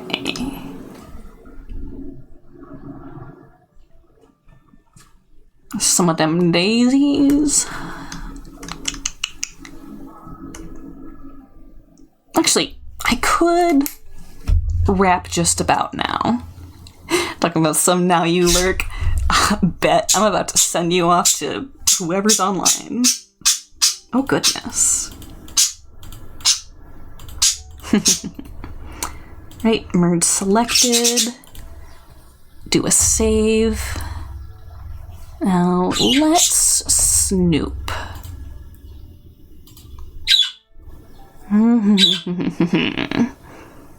Hoomst is on. Glottal went live. Glottal's doing art. Ooh. We also have Jotan doing Baldur's Gate, and a couple other people doing art, including Oceanex, Mad Cactus, Glossal. I gotta pick Glossal. Homie's working with bald spots. Oh, fantastic. Okay. /raid. Up. Glottal. Okay. Glottal is a fantastic person. They are an artist, a gamer, and someone I consider a friend. So, as usual, y'all be good to streamer. Be good to each other. Post a couple of Shoodle emotes at him if you'd like. Shoodle is open to use as long as you are following me. And of course, remember to be good to yourselves as well. Pretty please? From me? Blink, blink, blink, blink. Okay. Ta-ta. I'll catch you next time.